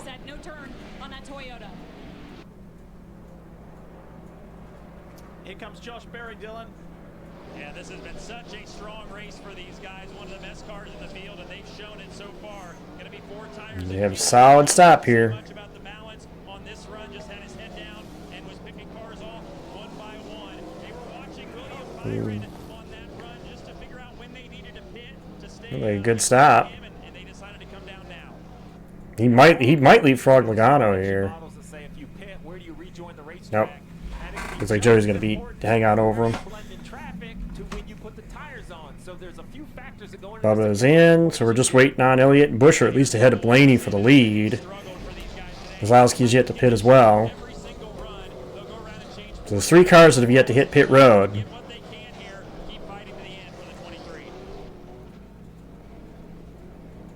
Elliott, Busher, and Kozlowski. Kozlowski's in now, so that leaves just Chase Elliott, Chris Busher. Chase is in now. One of the last ones actually in the cycle. To go. Here comes Chase Elliott. They did run longer than any other playoff car. You see Brad Kozlowski. Busher's in now. That'll put it back to Blaney, Logano, and Berry. Tires at the end of the run, like Steve had mentioned. Chase told Alan just a moment ago, I felt like early in the run, I needed a little bit of help with the rear end. It was way too free, but honestly, it got better the longer we ran. So we're seeing where Chase Elliott cycles out after leading just a lap. Clean stop on the 9 car. We heard Dylan mention a little hiccup on the 11. So we've gone back to look at it. Only bring this up. Watch the left rear. Tire going on. Tire changer hit. Jack drops, and it's real. I mean, the gun's still on the left rear. Uh-oh. We haven't heard anything out of the 11. I only show you the bandit just in case he hits the wheel. That's what Dylan was talking about. He's absolutely right. The left rear. Wonder if there could be a possible loose wheel on that 11. Wheels have proven that if you tighten the wheel up with a car on the ground, it won't get tight. Remember, a wheel came off. We'll have to keep an eye on that. They deferred the suspension of 2 pit crew members, which you are allowed to do, until next week in the Roval because they thought this week was so important. So now here's the 2nd week in a row. We will see if they have an issue, but the left side. So it's about under 4 seconds the gap between the teammates. With a little more than 50 to go. Needing a great result. It's got to be done here and at Kansas. Nobody does. The Roval, as Steve mentioned it earlier, it's just such a challenge. One of those. Everybody wants the golden ticket. On the circuit, you just don't want to have to earn points there. You want to go there feeling good about your points.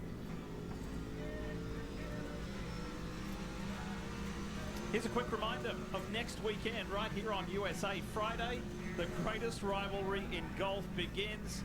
Steve, it's time for the Ryder Cup. Bethpage Black, can't wait.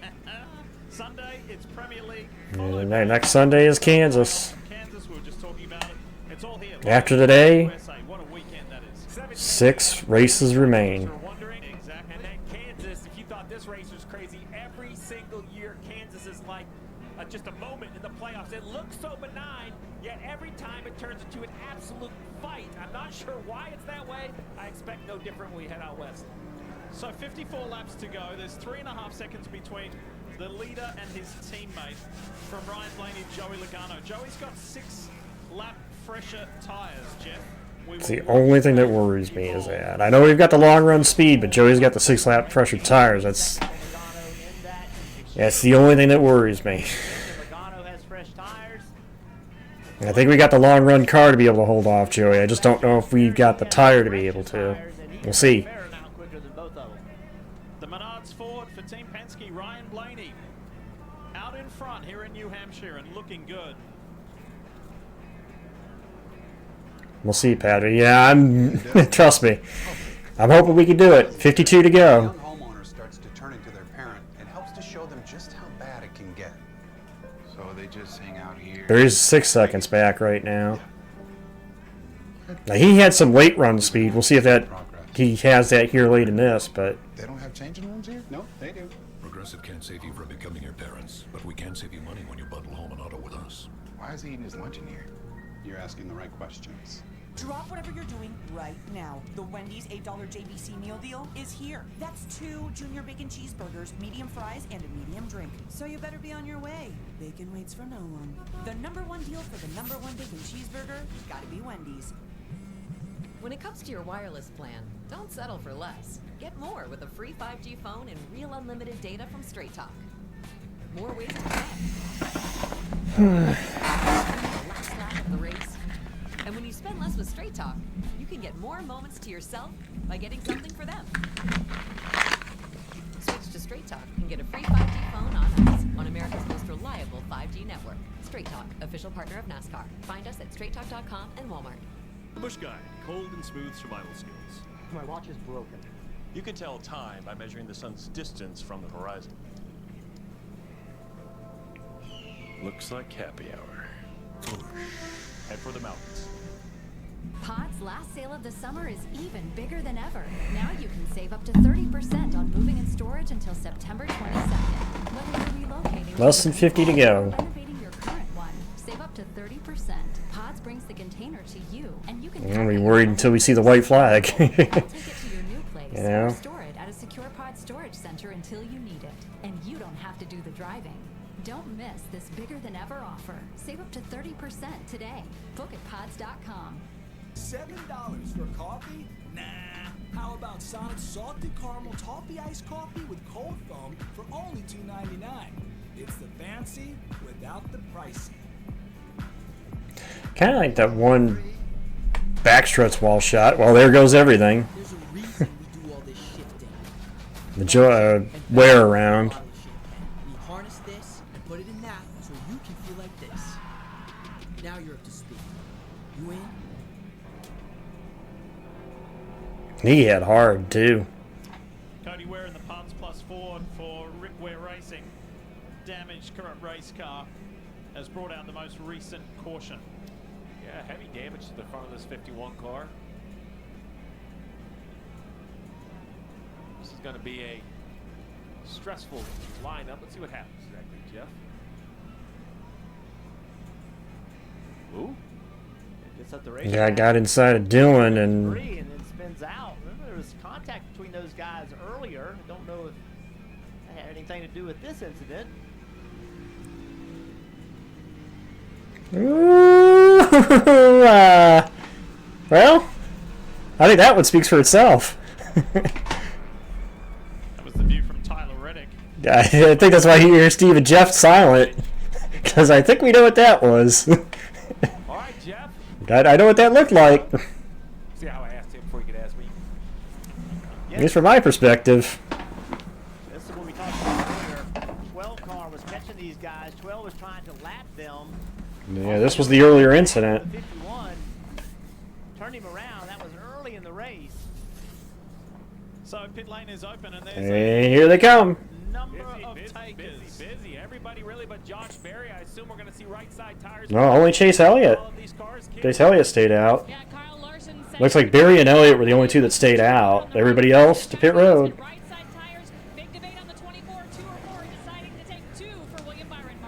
Ryan Blaney get his third and most important win of the year? The call was yellow. Yeah, 2 tires.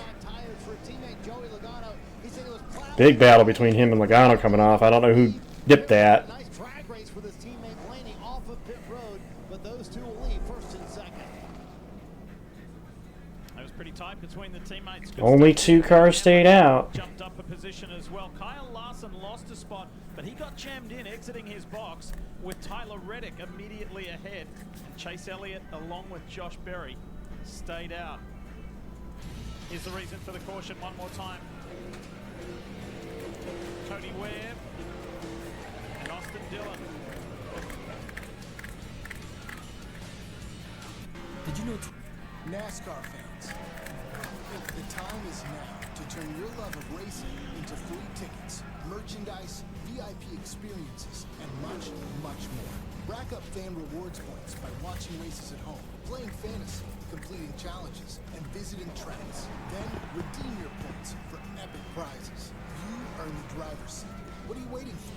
Sign up for the free NASCAR Fan Rewards loyalty program today at nascar.com/fanrewards. At Amazon, hourly employees earn an average of over $23 an hour. All right, what are we thinking? Mega-Con. Guess this is mine now. Hey. At Amazon, skills training and apprenticeships can move hourly employees into higher paying roles, like robotics. And that's a win you can count on. You're on. Come on.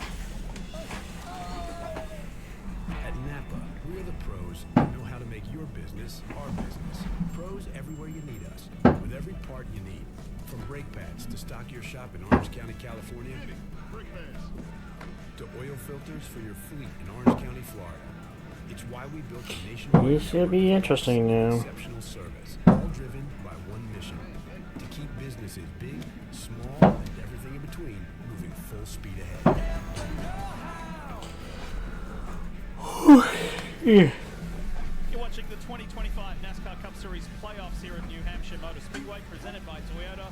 It's been quite the afternoon, whether it's the teammates at Joe Gibbs Racing coming together, Denny Hamlin and Ty Gibbs. Ty didn't want to talk about it afterwards. Pretty tense situation there. You've got the Penske teammates fighting at the front. They may just be upset by Josh Berry, but have a look at this. On pit road between Tyler and Tyler Reddick. Whoa. Right side gets that cadence very, very difficult. A really nice job between 5:45 crew chiefs on the radio. Now it ends up really hurting the 45 because he misses his pit box, right? So you see him pull ahead. He then has to back up and get in position. So for Reddick, he's now 19th. He ended up putting 4 tires on because he lost his track position. But remember, that's what killed Christopher Bell at Darlington. You know, little damage could have hurt both race cars. Once they got in that situation, it was good communication. Nobody got wrecked. But prior to that, good point. It could have been a lot better. There could have been a way for Reddick to actually slow down, understanding the timing. Now Reddick couldn't know that. He had to hear that from his spotter or the crew chief saying, So Berry and Elliott stayed out. Everybody else behind him, or the most of the majority behind him, took 2. We're going to have 42 to go on the restart. 43 at the moment. Position that he wanted to be in. This car has been really fast. I know he has a deficit on. I think it might be a battle between Berry and Blaney. 12 flag laps because he was We know Berry had a good long run car, so I think this is a battle between Berry and Blaney. It's a matter of Ryan can get clear to Berry's rear bumper on this restart. We'll see. Inverse car numbers. 21-12. Older tires, I should say, for Chase Elliott versus those who pitted behind him. So that's the advantage of maybe running a little bit longer. The other interesting thing, Steve, is I know all those teams took right side tires, the leaders, Blaney, Logano, and all those guys when they came down pit road. But that was their last set of tires. So should something go on here, they have a fresh set of tires in the 9 pit tonight. There you go. I assume these guys want to make this their last pit stop. Let's find out. 42 to go. 42 to go as we get the green. They'll come to 42 to go. So, not a racing left here. Outside gets the launch, as it pretty much has today. I'm going to try to clear Chase here. He does. Byron going to try to get his teammate. Byron, yes, going to go to the top side of his teammate. Logano's blocked in behind Byron and Elliott. His teammates battle for third. A little bit of traffic because now those fresh right side tires are only a car length back. The good news for Berry is the 12 hasn't. Byron trying to clear his teammate. Long run, but the newer tires definitely an advantage. You see him dive to the bottom. All right, is after him now. That inside line into turn 1. I know it's fresher tires on this 12, but I just don't know that it's enough advantage. We're going to find out. We're going to find out, Jeff. Byron through to third. Logano on Elliott for fourth. Right, I think he had a look. He's got a... Oh, I thought he had a fender there for a second. He may get it going into 1 here. See, if he can get a fender on him,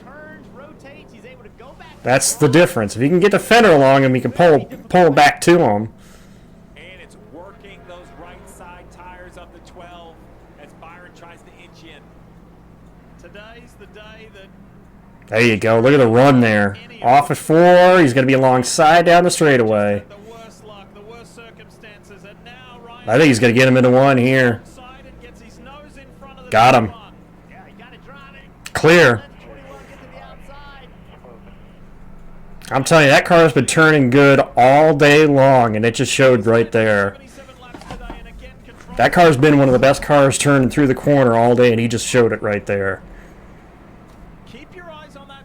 But yeah, Byron's come into the mix here.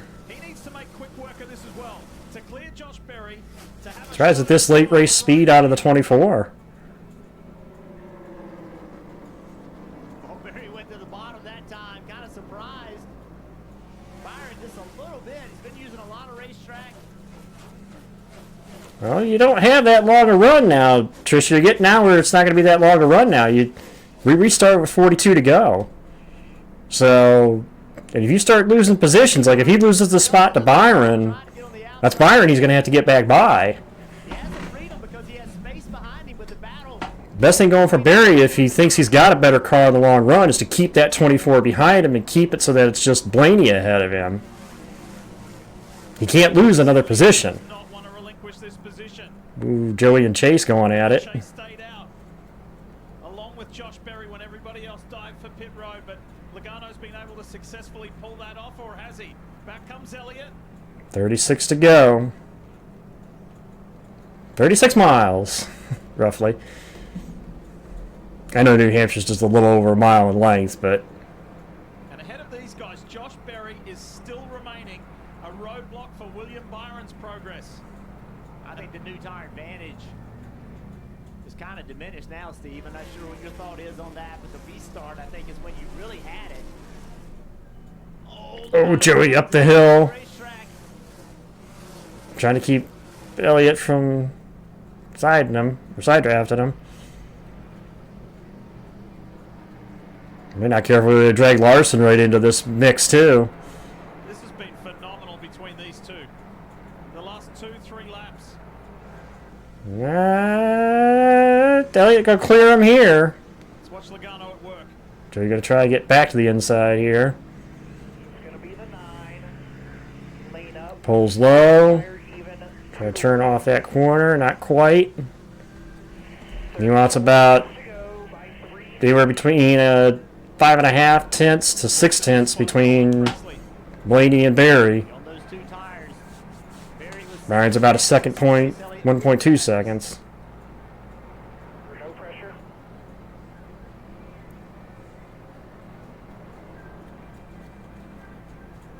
So after clearing Berry, Blaney was able to jump out to a half-second lead, and that's stabilized. That's been exactly the same for the past 2 laps. Nobody's eating into that lead from the Team Penske Ford driver. Well, that's where Ryan had to get him. If he was going to get Barry, he had to get him on the restart.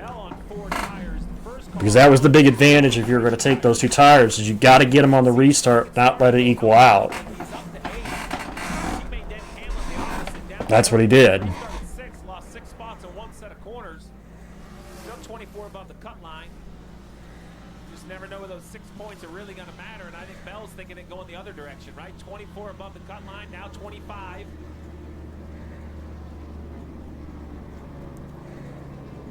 Think about everything that's happened. 32 to go. And the 3 for RCR is running just outside the top 10 in 11th. There he is. Well, not a bigger contender than what he was at one point, Bumble. Playoff drivers, let's go through the field, and Marty Snyder kicks us off. Boy, Ryan Blaney has just been so impressive, about to lead us. Yeah, this race has just been... And again, watching that car through the corner, it's like the drive off is just where our speed is.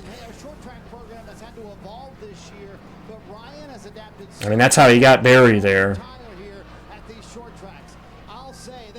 We still got 30 to go, so just got to finish it off. William Byron looking for his first top 10 here at New Hampshire, currently running in the 3rd position. I asked Rudy Bugle what they needed to improve on from the first round. He said car speed, handling, execution, pit road, literally everything. He said we need to be the team we were for the 26 weeks of the regular season.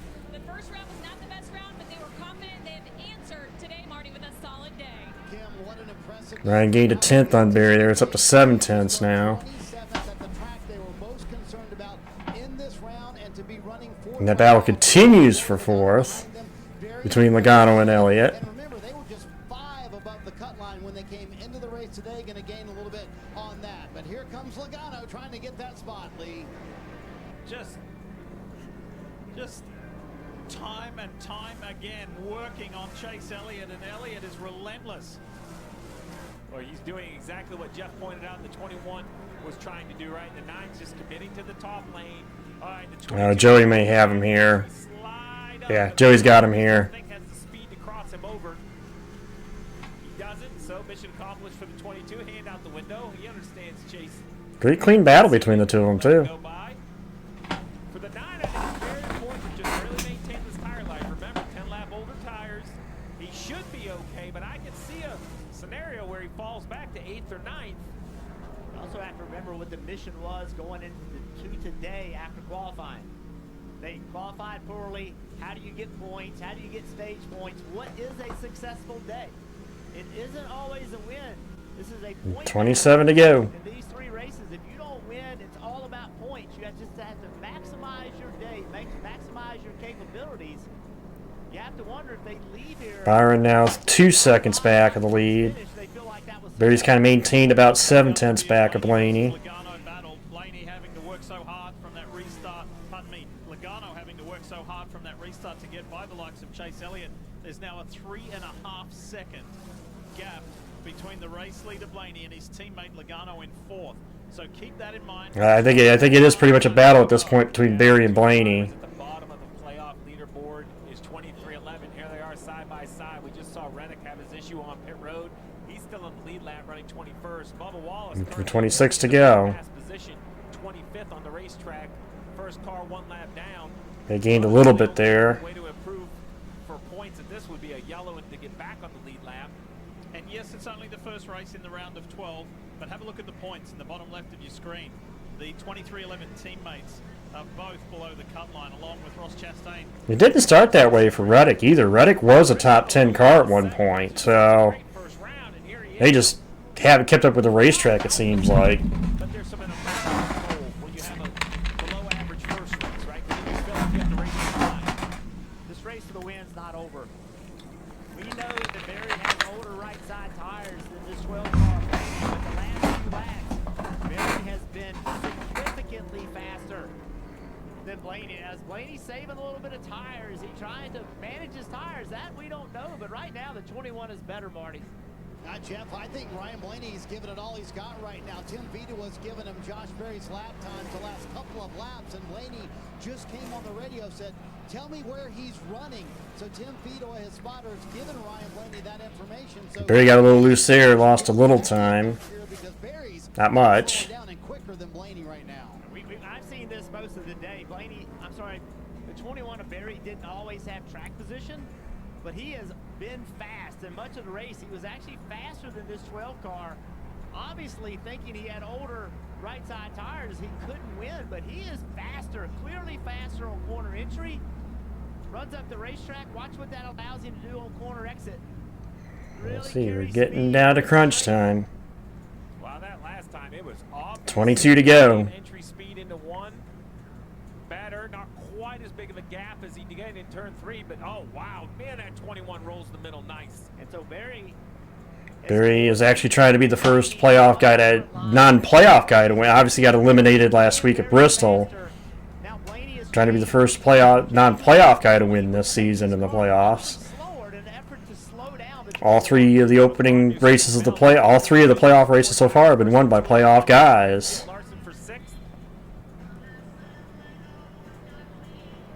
21 car of Josh Berry got spun out Oh. but he's all the way back to second. Yeah, and I asked Miles Stanley, the crew chief, what can you guys do as a team to change Bell got around Larson. And he said, we're not really preparing any differently. We just need stuff to go our way. And I think that's represented by their day today. Their spin wasn't in stage 1 this week. It was in stage 2. But they've done exactly 20 to go. what they needed to do. Just get through each stage, stage by design, like they wanted to at the start of this race, and put the full race together. Now, having a car as good as they've had certainly has probably made that a little bit easier. here, but they have not given up all day, and they may be rewarded here in the best Ooh, way. he got a little loose there off too. Well, Jeff, let's just remember that first round, right? Definitely too low, hit the ground. I put that on the team at Darlington, wrecked in the second corner. But then the next week, he gets turned by the 9, no ill will, just a mistake by Chase Elliott, wrecks the 21 at St. Louis. Then we go to Bristol, and the 21 car catches on fire because of the tire rubber. I'm not sure, I'm not comfortable pointing to the team with that. I think that's a little bit of just bad luck. The same thing happened to Austin Cindric, but he advanced. So there could have been a worse first round, but you would forget that quickly with a victory. The disadvantage for Josh Berry in this situation is that they have an affiliation, a very tight affiliation with Penske. And they all work together closely. We saw the Gibbs cars. We saw Ty Gibbs, Denny 18 to Hamlin go. having at it. Denny was like, hey, I'm a playoff guy. You're not. You should give me ground. Has this conversation happened right between these guys? How does Josh Berry handle this, Marty, battling Blaney? Yeah, this could be a season-changing win for Ryan Blaney with 18 laps to go. So would team order Steve ever come into play right here? Because as Jeff mentioned, I would hope that they would not. If Barry beats him straight up, he beats him straight up. I would like it not to come down to team orders. As much as I want Ryan to win, I would not. I really don't want team orders to come into play here. Yeah, I want him to race him. If Barry passes him clean for the win, he does. You know, as much as I want Ryan to win it. Roger Penske is a competitor. You don't win Indy 500s. You don't build the business he has without being 16 to go. Aggressive and a bit cutthroat. And Ryan Blaney, I think, looking in his mirror right now, expects Josh Berry to race him for all he's worth. He doesn't expect, you know, for him to cut him a slack. Yeah, he doesn't get probably expecting run into from behind. Well, you can see right there, Josh Berry is trying. He was in the gas, trying a different lane on corner exit. I agree with everything you just said, Steve. I don't believe that there's team orders.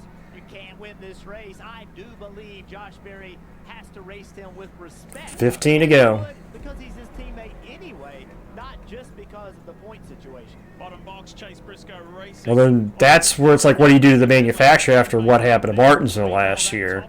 We got into that debate on Discord. Josh Berry got his first career Cup Series victory. He is not going any further in the playoffs, but if he can get a second here today after 3 very frustrating weekends, what a story that'd be. It's ironic you say that, Bumble, the stat about the first multi-win season since '91. That was the same year DJ won his first Cup race for the Wood Brothers, Michigan. 91. Loose, and a couple laps before that, I saw Berry with the same situation.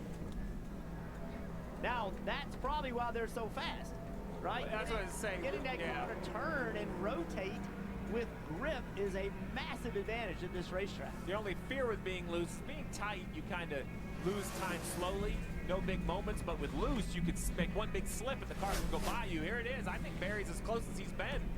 And these two are pushing each other forward because that gap to William Byron. Yeah, it's almost 3 seconds back to. It looked like he said 91 though. You saw right there when Berry tried to turn. Let me roll back here. You saw the back of the car shake. That's where both of these cars are struggling with. Drove it in deep to turn 3. He's right on the bumper of Blaney now. 12 laps to go of New Hampshire Motor Speedway. 12 to go. Blaney win and lock himself into the round of 8 straight away. Or are we going to have a non-playoff driver win here in Loudon? Blaney all the way to the bottom of the racetrack on exit. Berry followed him. It's going to be a dogfight. Oh, Berry! That's the loose you were talking about. Carried speed, the back stepped out. Slid it. That could be the difference right there. Right here has to be very, very disciplined. Force the 21 to pass you. Check out how loose this 21 gets. Trying to make ground on corner entry. Turns the car. Whoa! Stick. Has to chase it up the racetrack. Great catch. That's a foot from looking just like the 42 earlier, who backed in the wall. I mean, that thing is so close to chattering around. That was a crash that didn't happen, but yet he's gained more ground on Ryan Blaney. He's got to step it up, right? If he's going to get this back. 10 to go. So he's asking his car, I need more speed from you. I'm going to have to drive you a little harder, but the car currently won't let him do it. The right rear tire says, no, buddy. I'm doing all I can do back here.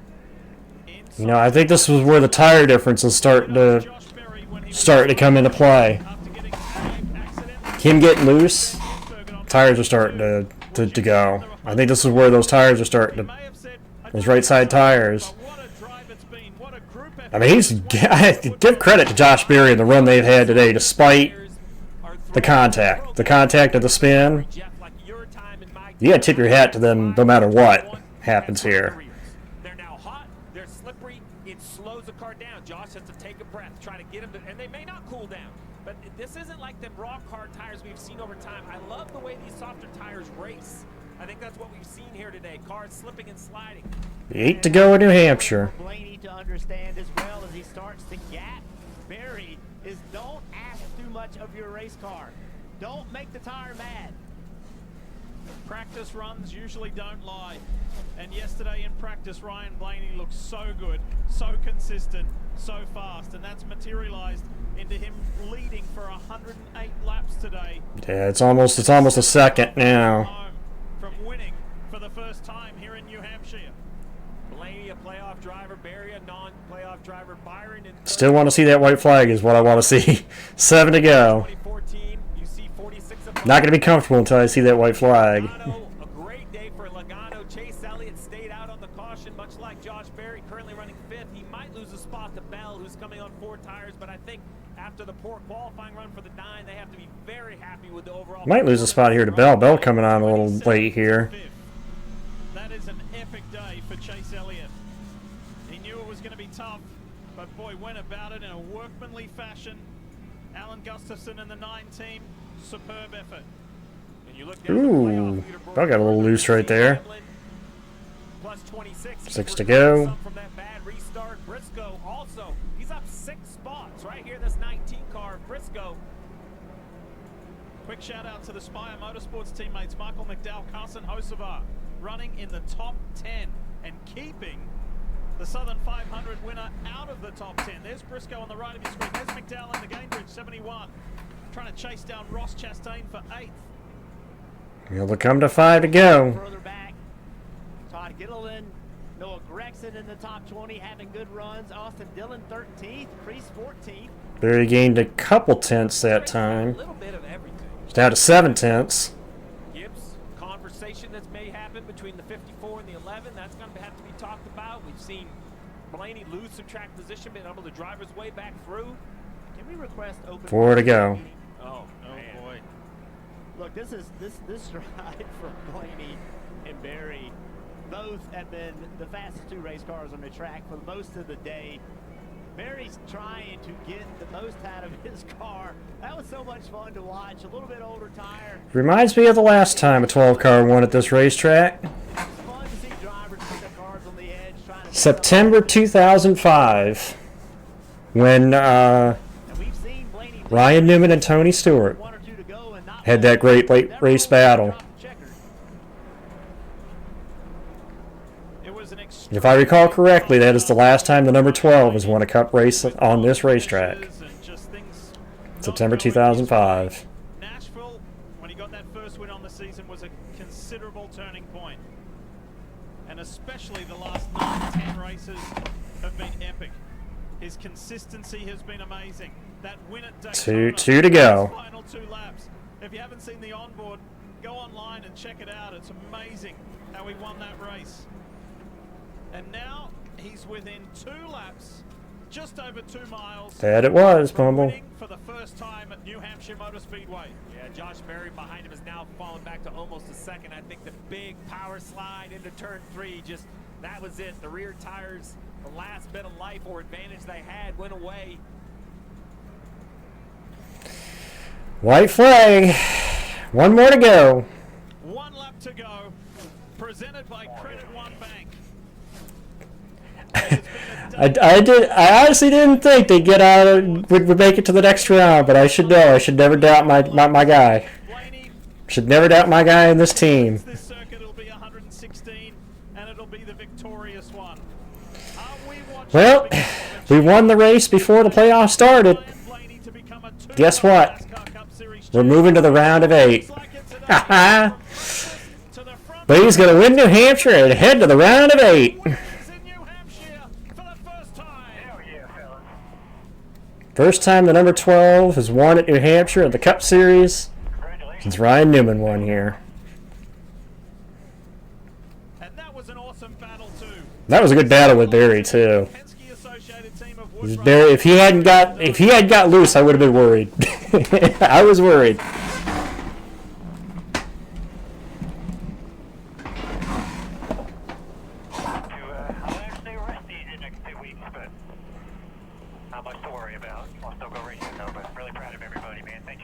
Let's build our points up for round of 8 too. And congrats all around there on the Wood Brothers group. It surprised him, and this week he locks himself into the Court, don't you put that evil on me. Don't you put that evil on me. That was all business. Now that you said that, it's going to be Bowman that fails tech too. Watch. Watch.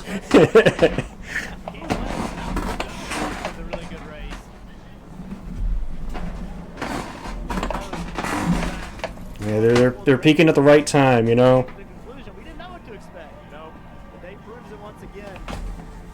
Although the one thing we did have picked was that this car would be really fast. Just got to get to Phoenix. Got to get to Phoenix, and we're one step closer. That's, I believe, what happened today. The 21 maybe at times was better, but I believe this right here, this number 12, Menards Ford, out of the Penske stable. The talk of the town, talk of the garage in practice. He backed it up. And you remember they showed their hand first. Remember when they were the first to pit last? Before that last caution.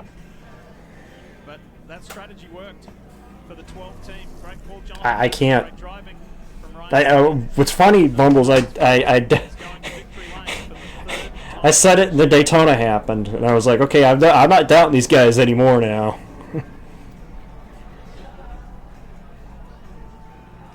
His nephew on the radio last week said We're going all the way. well, he didn't in Bristol, but he did today here in I think I'm on the train now. We're going all the way. The drive for number 2.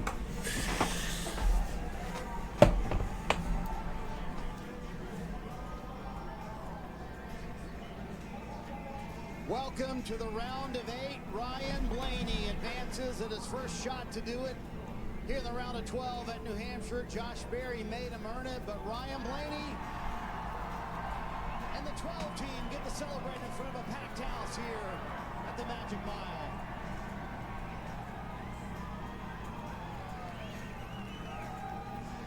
Biggest win of the season for this 12 team.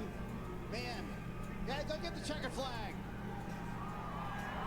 You fans make some noise for that. You already found a Ryan Blaney fan right there. Checkered flag to her. Boy, Ryan, how about Josh Berry there? How concerned were you over those final few laps? Yeah, probably the hardest 20 laps that I drove. I was trying to kind of find my stuff and kind of pull Josh a little bit, and then he really started. I am not doubting anymore. That's all I could do to hold him off. We're going all the way. I need a new championship hat. What do you guys think? I go need a new championship hat. What a cool day, what a cool weekend. Super fast car all weekend. So can't believe the 12 boys. They're unbelievable. Really have been strong through the playoffs, and it's great to get a win. First race of this round. So appreciate Menards, Living Ford, Roush Yates Engines, Dex Imaging Body Armor, Wabash, the Worth Group, Advanced Auto Parts, everybody who makes this possible, man. Thank you guys for being here. Really appreciate it. Was there part of you kind of mentally saying to Josh, hey, you're my teammate, don't race me this hard? Oh, no, I expect him to go out and try to win the race, and I knew he wasn't going to lay over for me, but I figured we were going to get, I didn't think I was ever going to get the bumper, so we raced just super clean, but no, I mean, I would do the same if I was him, right? You go try to win the race, so that's what this thing was all about, and luckily, gosh, it just hung on a little bit better than his, but for a while, it was, man, it was stressful and worn out. But overall, what a cool weekend, and look forward to going to Kansas next week.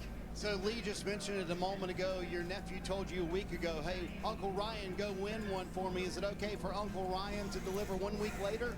Yeah. I might have him get on the radio more often, but yeah, happy.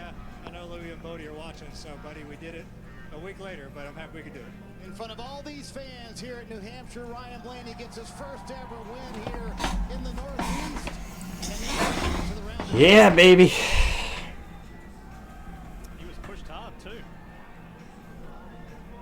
And that just gets us going to talk a whole lot more about this Mobil 1 301 from New Hampshire with the Progressive post-race show coming up. Maybe there is something in it when he grows that beard and he just gets faster and better and the results keep coming. I did see it. I have to go back and find it. I think the clip appeared somewhere in my recommended or something, but I didn't actually listen to it, so I probably should. Coming up, post-race show next.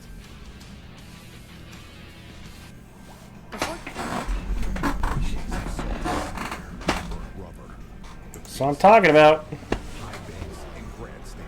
Getting it done. That's what we love about the Daytona 500. Honoring history, making it at the biggest race of the year on the biggest stage of a lifetime. That's what we love about the Daytona 500. You gotta see it to believe it. Secure your experience now at Daytona500.com. Small business owners across the country are using Amazon to pick up, store, and deliver their products. Yeah. Hot diggity dog, John. Small business owners across the country are using Amazon to pick up, store, and deliver their products. Smell the roses, Julia. Welcome to the NASCAR America Post-Race Show, presented by Progressive. And here we are, capping off a beautiful weekend here in the Northeast, in New Hampshire, with a thriller of a race. It had a little bit of everything, and it set There's your points. Point structure, and highlighted in blue is Ryan Blaney. He's the first winner in the round of 12. He is confirmed into the round of 8. Only one guy not worried about the Roval. That's Ryan Blaney. Yep. You know, I think you look further down. This is, I believe, for 23-11. They just didn't run well. Austin said they were all fast. He just wasn't able to execute on the day. Well, the guy who chased the winner all the way home with a brilliant comeback drive after a spin was Josh Berry. He's with Dylan Welsh. Second place result today for Josh Berry, and that doesn't even really tell the whole story. It was a hard-fought battle for you guys today, but given the last few weeks, I know it's not a win, but does this feel pretty close to what you guys wanted to come in and do today? Yeah, no, it was definitely an awesome day. Had a really good car. Hats off to Ryan at the end. You know, all of our cars were really strong, and you know, Ryan did a great job there. I was honestly surprised. I was a little worried when he got around me as quick as he did, but it kind of seemed like it leveled out, and I was able to keep him honest at least at the end. But all in all, Miles, this whole team done a great job. We were down a set of tires after the spin, so I think it kind of forced our hand. We didn't want to take our last rights at least that early, you know, with that many laps left.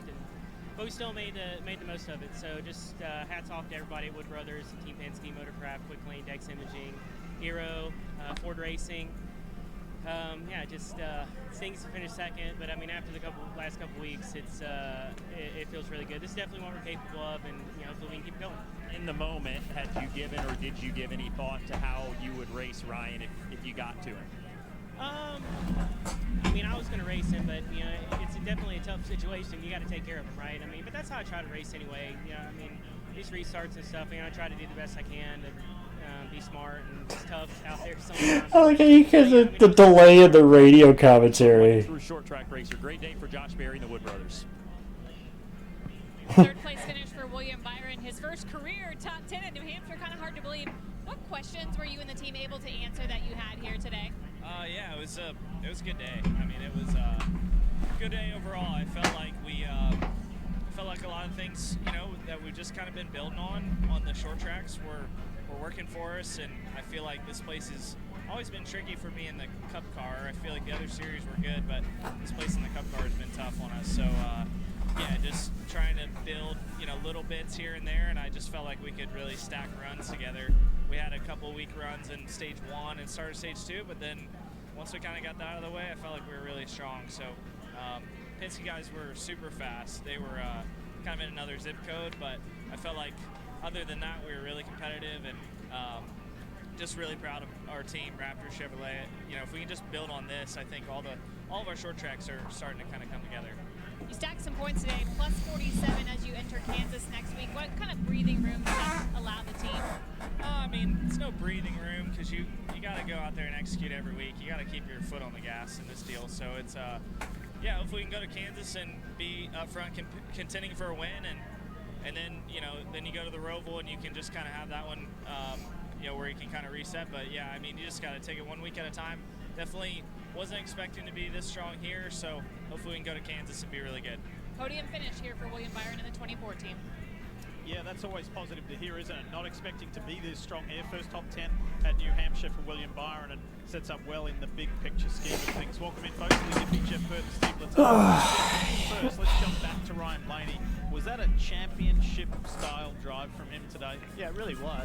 You know, the main thing is they took advantage of the advantage they had. So many times you see the fastest car not win the race. They didn't give the race away. They didn't make mistakes on pit road. They did everything they needed to do on a day they had the fastest car.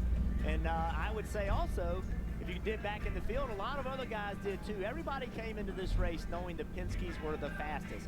So how do you manage your day when you have that situation? You just don't make a bad situation worse. And I think a lot of teams actually did that. So the Toyota domination was broken, Steve. Ford's first win of these playoffs, other than Blaney, who caught your attention? Well, I really think William Byron said it best. You know, I had this racetrack circled as a concern for the Hendrick Motorsports camp. They had a definite down round of 16, if you believe it. They lost 48 out of the playoffs. But I thought the 24 had what you call the most block and tackle day possible. He definitely didn't have the speed, much like you said, he was beat. But he didn't let being beat take them out of the race. He ran well. He scored the third most points all day long. And this is going to sound crazy, but there was a glimpse of the old Kyle Larson. For a few laps there, he drove up and took the lead. We haven't seen that in quite some time. That has to give some excitement to the 5 team. Also, let's give a shout out to Chase Elliott for maybe the comeback drive yeah. of the day, other than Josh Berry, considering where he started now. Look, there's discussions going on here. Chris Gabehart, side camera, Coach Joe Gibbs in the distance with the red jacket on, and Denny Hamlin not pleased. Those discussions are only just beginning with that contact between himself and Ty, and there's going to be maybe not everybody on the same page. We're guessing. We'll hear from Denny next to find out a little more. NASCAR America Post-Race Show is brought to you by Progressive Insurance. Save when you bundle auto, home, or motorcycle insurance. Visit progressive.com. Got a lobster out of the day. Eh? Can't be upset with that, you know. At Amazon, skills training and apprenticeships can move hourly employees into higher-paying roles, like robotics. And that's a win you can count on. You're on. Come on. At Corient, wealth management begins and ends with you. We believe the more personal the solution, the more powerful the result. We treat your goals as our own. We never lose focus on the life you want to build. And our experienced advisors design custom-built strategies to help you get there. It's time for a wealth management experience as sophisticated as you are. It's time for Corient. BetMGM has tools in place to help you be more responsible, like deposit limits and timeouts. Using your tools wisely can get you places. Plan how you bet before you bet. Oh yeah, we'll see that.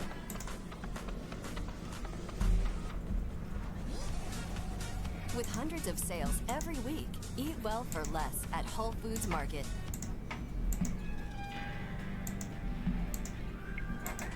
Make a move. I dare you. With Gray, think you can protect your home from anywhere. Now loading. A sausage McMuffin with egg extra value meal for just $5.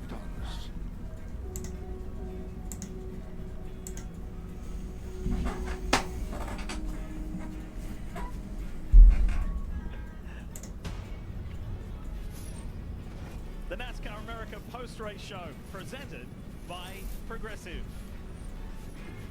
A really enjoyable day. So much to talk about in the wake of the Mobil 1 301 presented by Toyota here in New Hampshire. And this is going to be the hot topic, that's for sure. Let's go inside Joe Gibbs Racing. All right, let's put some context. The 11:54 battle lap after lap after lap. This is heading into turn 3. Not the first attempt, Jeff. We've seen multiple attempts. The 11 finally fed up into the door of the 54. I think telling his younger teammate, listen, I have had enough.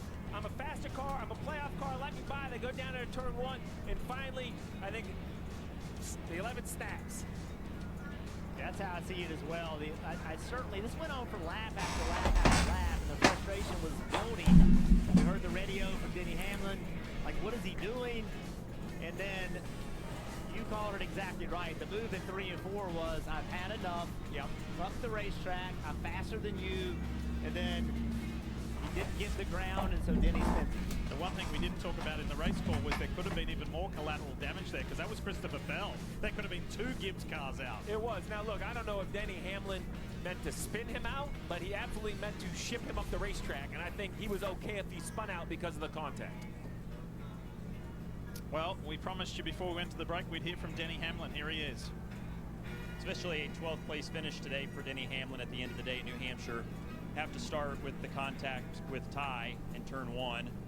How do you feel about how that all went down, and how do you hope that it gets handled or approached or discussed this week? Well, super unfortunate. He got spun there, and obviously contact came from us. But yeah, I don't have any other comment other than that. Just had some contact into one. It was obviously a really rough race, before that. Do you feel like there needs to be a conversation though with Ty about anything today? Well, I mean, we'll work through it and all, but just we'll see how it goes. But honestly, it's unfortunate the contact happened. The rest of your day today, the last restart, I think you were further forward than where you guys ended up. So walk us through the last restart and how you guys ended up in 12th. Just a bad restart on my part. I just couldn't get going on the bottom lane. Every time we started on the bottom, just could not get anything going, and so obviously coughed up some positions there from where we probably would have finished. But yeah, just got to get a little better. Certainly, we didn't come here with our best. Got to get a little faster. Got to get the car handling a little better, and I certainly got to do a better job. Thanks, Denny. So during the race, Kim Kuhn spoke with Ty Gibbs. Ty really didn't want to say anything other than looking forward to Kansas next week. Just then, with Dylan Welsh, Denny doesn't really want to say much either. They're saving it for inside the 4 walls of JGR. I know we as fans want to hear the whole story, right? Like, tell it to me. I know you're holding back, but that's really the wise thing to do, right? Just say as little as possible. You know there's going to be a lot of conversation. This is a big moment for Joe Gibbs Racing. It really is. How are we going to define what is acceptable racing and what is not? And it's not going to get better here, right? Saying things aren't, bad things, whatever, is not productive to the problem. So, all in all, it's the right way to handle it. And we would all love to be in the meeting on Monday for sure, but it's just, that's not going to happen. They're going to handle it internally. So what does that meeting look like? Well, I think it really comes down to the owner. I think coach has to decide. I think it's as simple as that. We could talk about Denny Hamlin. We could talk about Ty Gibbs. Jeff and I can give our opinions. Our opinions don't matter. The opinion that matters is the man who has his name on the building. It's as simple as that. It's the same for Rick Hendrick, Richard Childress. You can go up and down the owners. They're the ones invested. They're paying the bills. They're the guys. They hire who drives their race cars. I have some opinion. I think it's important that this has been laid out. I think that a driver back in 10th, 11th, 12th probably should concede to a playoff driver if he is much faster. But that's my opinion. I don't own the race team. I think what I want here is I want coach, the Super Bowl championship coach. He's called coach for a reason. This is what owners need. Everyone always asks, what's an owner do? Well, he raises money and he hires the right people. But when an owner is really tested is this moment right here. Because I agree with Jeff, this is an intersection. What makes it more complicated, because it's Coach Gibbs talking about grandson Ty Kibbs. You cannot take those layers off the onion. Like, those are real. Those connections are real. So it'd be interesting to see if Denny and Ty, and this is just as important for Bell and Briscoe. Sure, that's right. So I think it's a real turning point, or maybe a real intersection for all of Joe Gibbs Racing. Dealing with this today is a today issue. Yeah. But it leads into next year and the year after and the year after. This is how we're going to do things, guys. Period. End of story. Now, if you want to give them a little win, Gibbs' PR department did an A+ driver of coaching their drivers. Because I agree with you, they did the interviews as we should expect, and they gave us the time. Now, we shouldn't have to, they can say whatever they want, and both drivers didn't say a whole lot. That's right. Well, one driver who saw that front row, had a front row view to what went on between his two teammates, was Christopher Bell. Let's hear from him now with Kim Kuhn. And there were some questions headed in today from Christopher Bell and his team just about what they had. You ultimately come home sixth. Are you happy with what you walk away with here today? That's a loaded question. I think from a point standpoint, we did well. And yeah, I know a lot of people are going to look at me and say, how can I be frustrated at Gateway and not frustrated with today? Well, today was just, this weekend really was a whole different story. We just didn't have the pace. We didn't have the pace to run with the top competitors. And so yeah, we walked out here with a lot of points, so I think it was a successful day. As we look at the next two races, Kansas and the Charlotte Roval, each of the last two visits to those tracks, you finished runner-up. How optimistic are you and the team as you head to the next race? I feel good about our performance with the next two.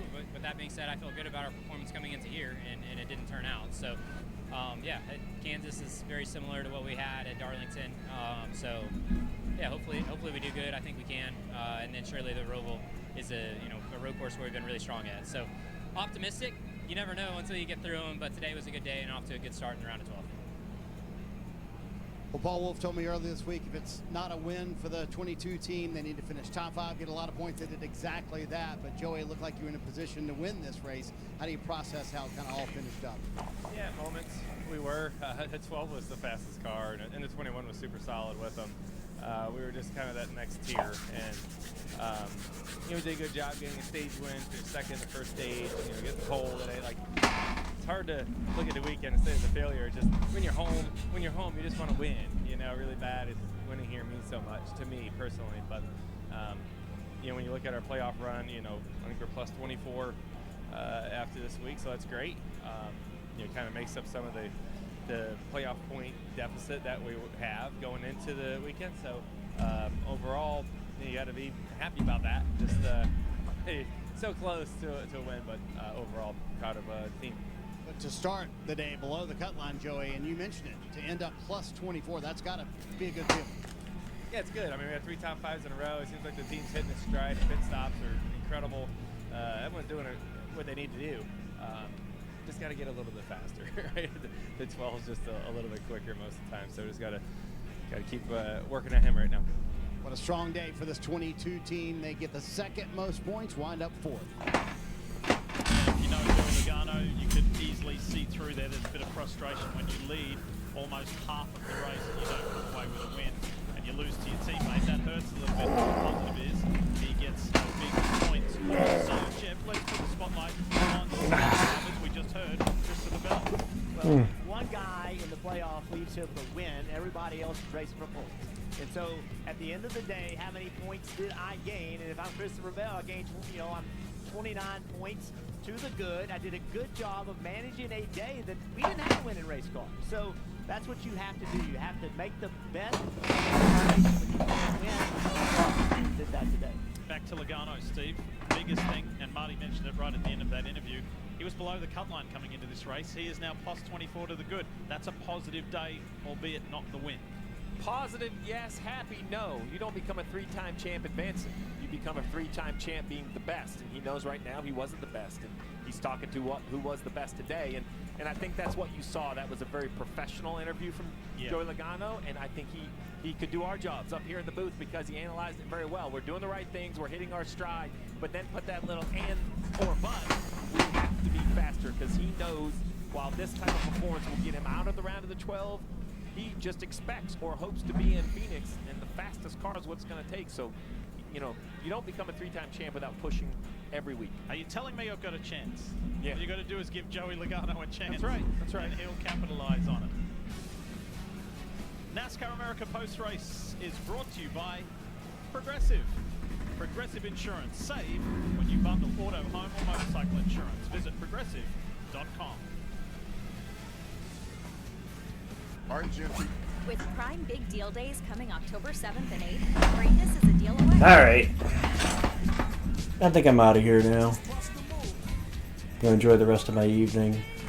So, Shop deals up to 40% off this Prime Big Deal Day. see you guys.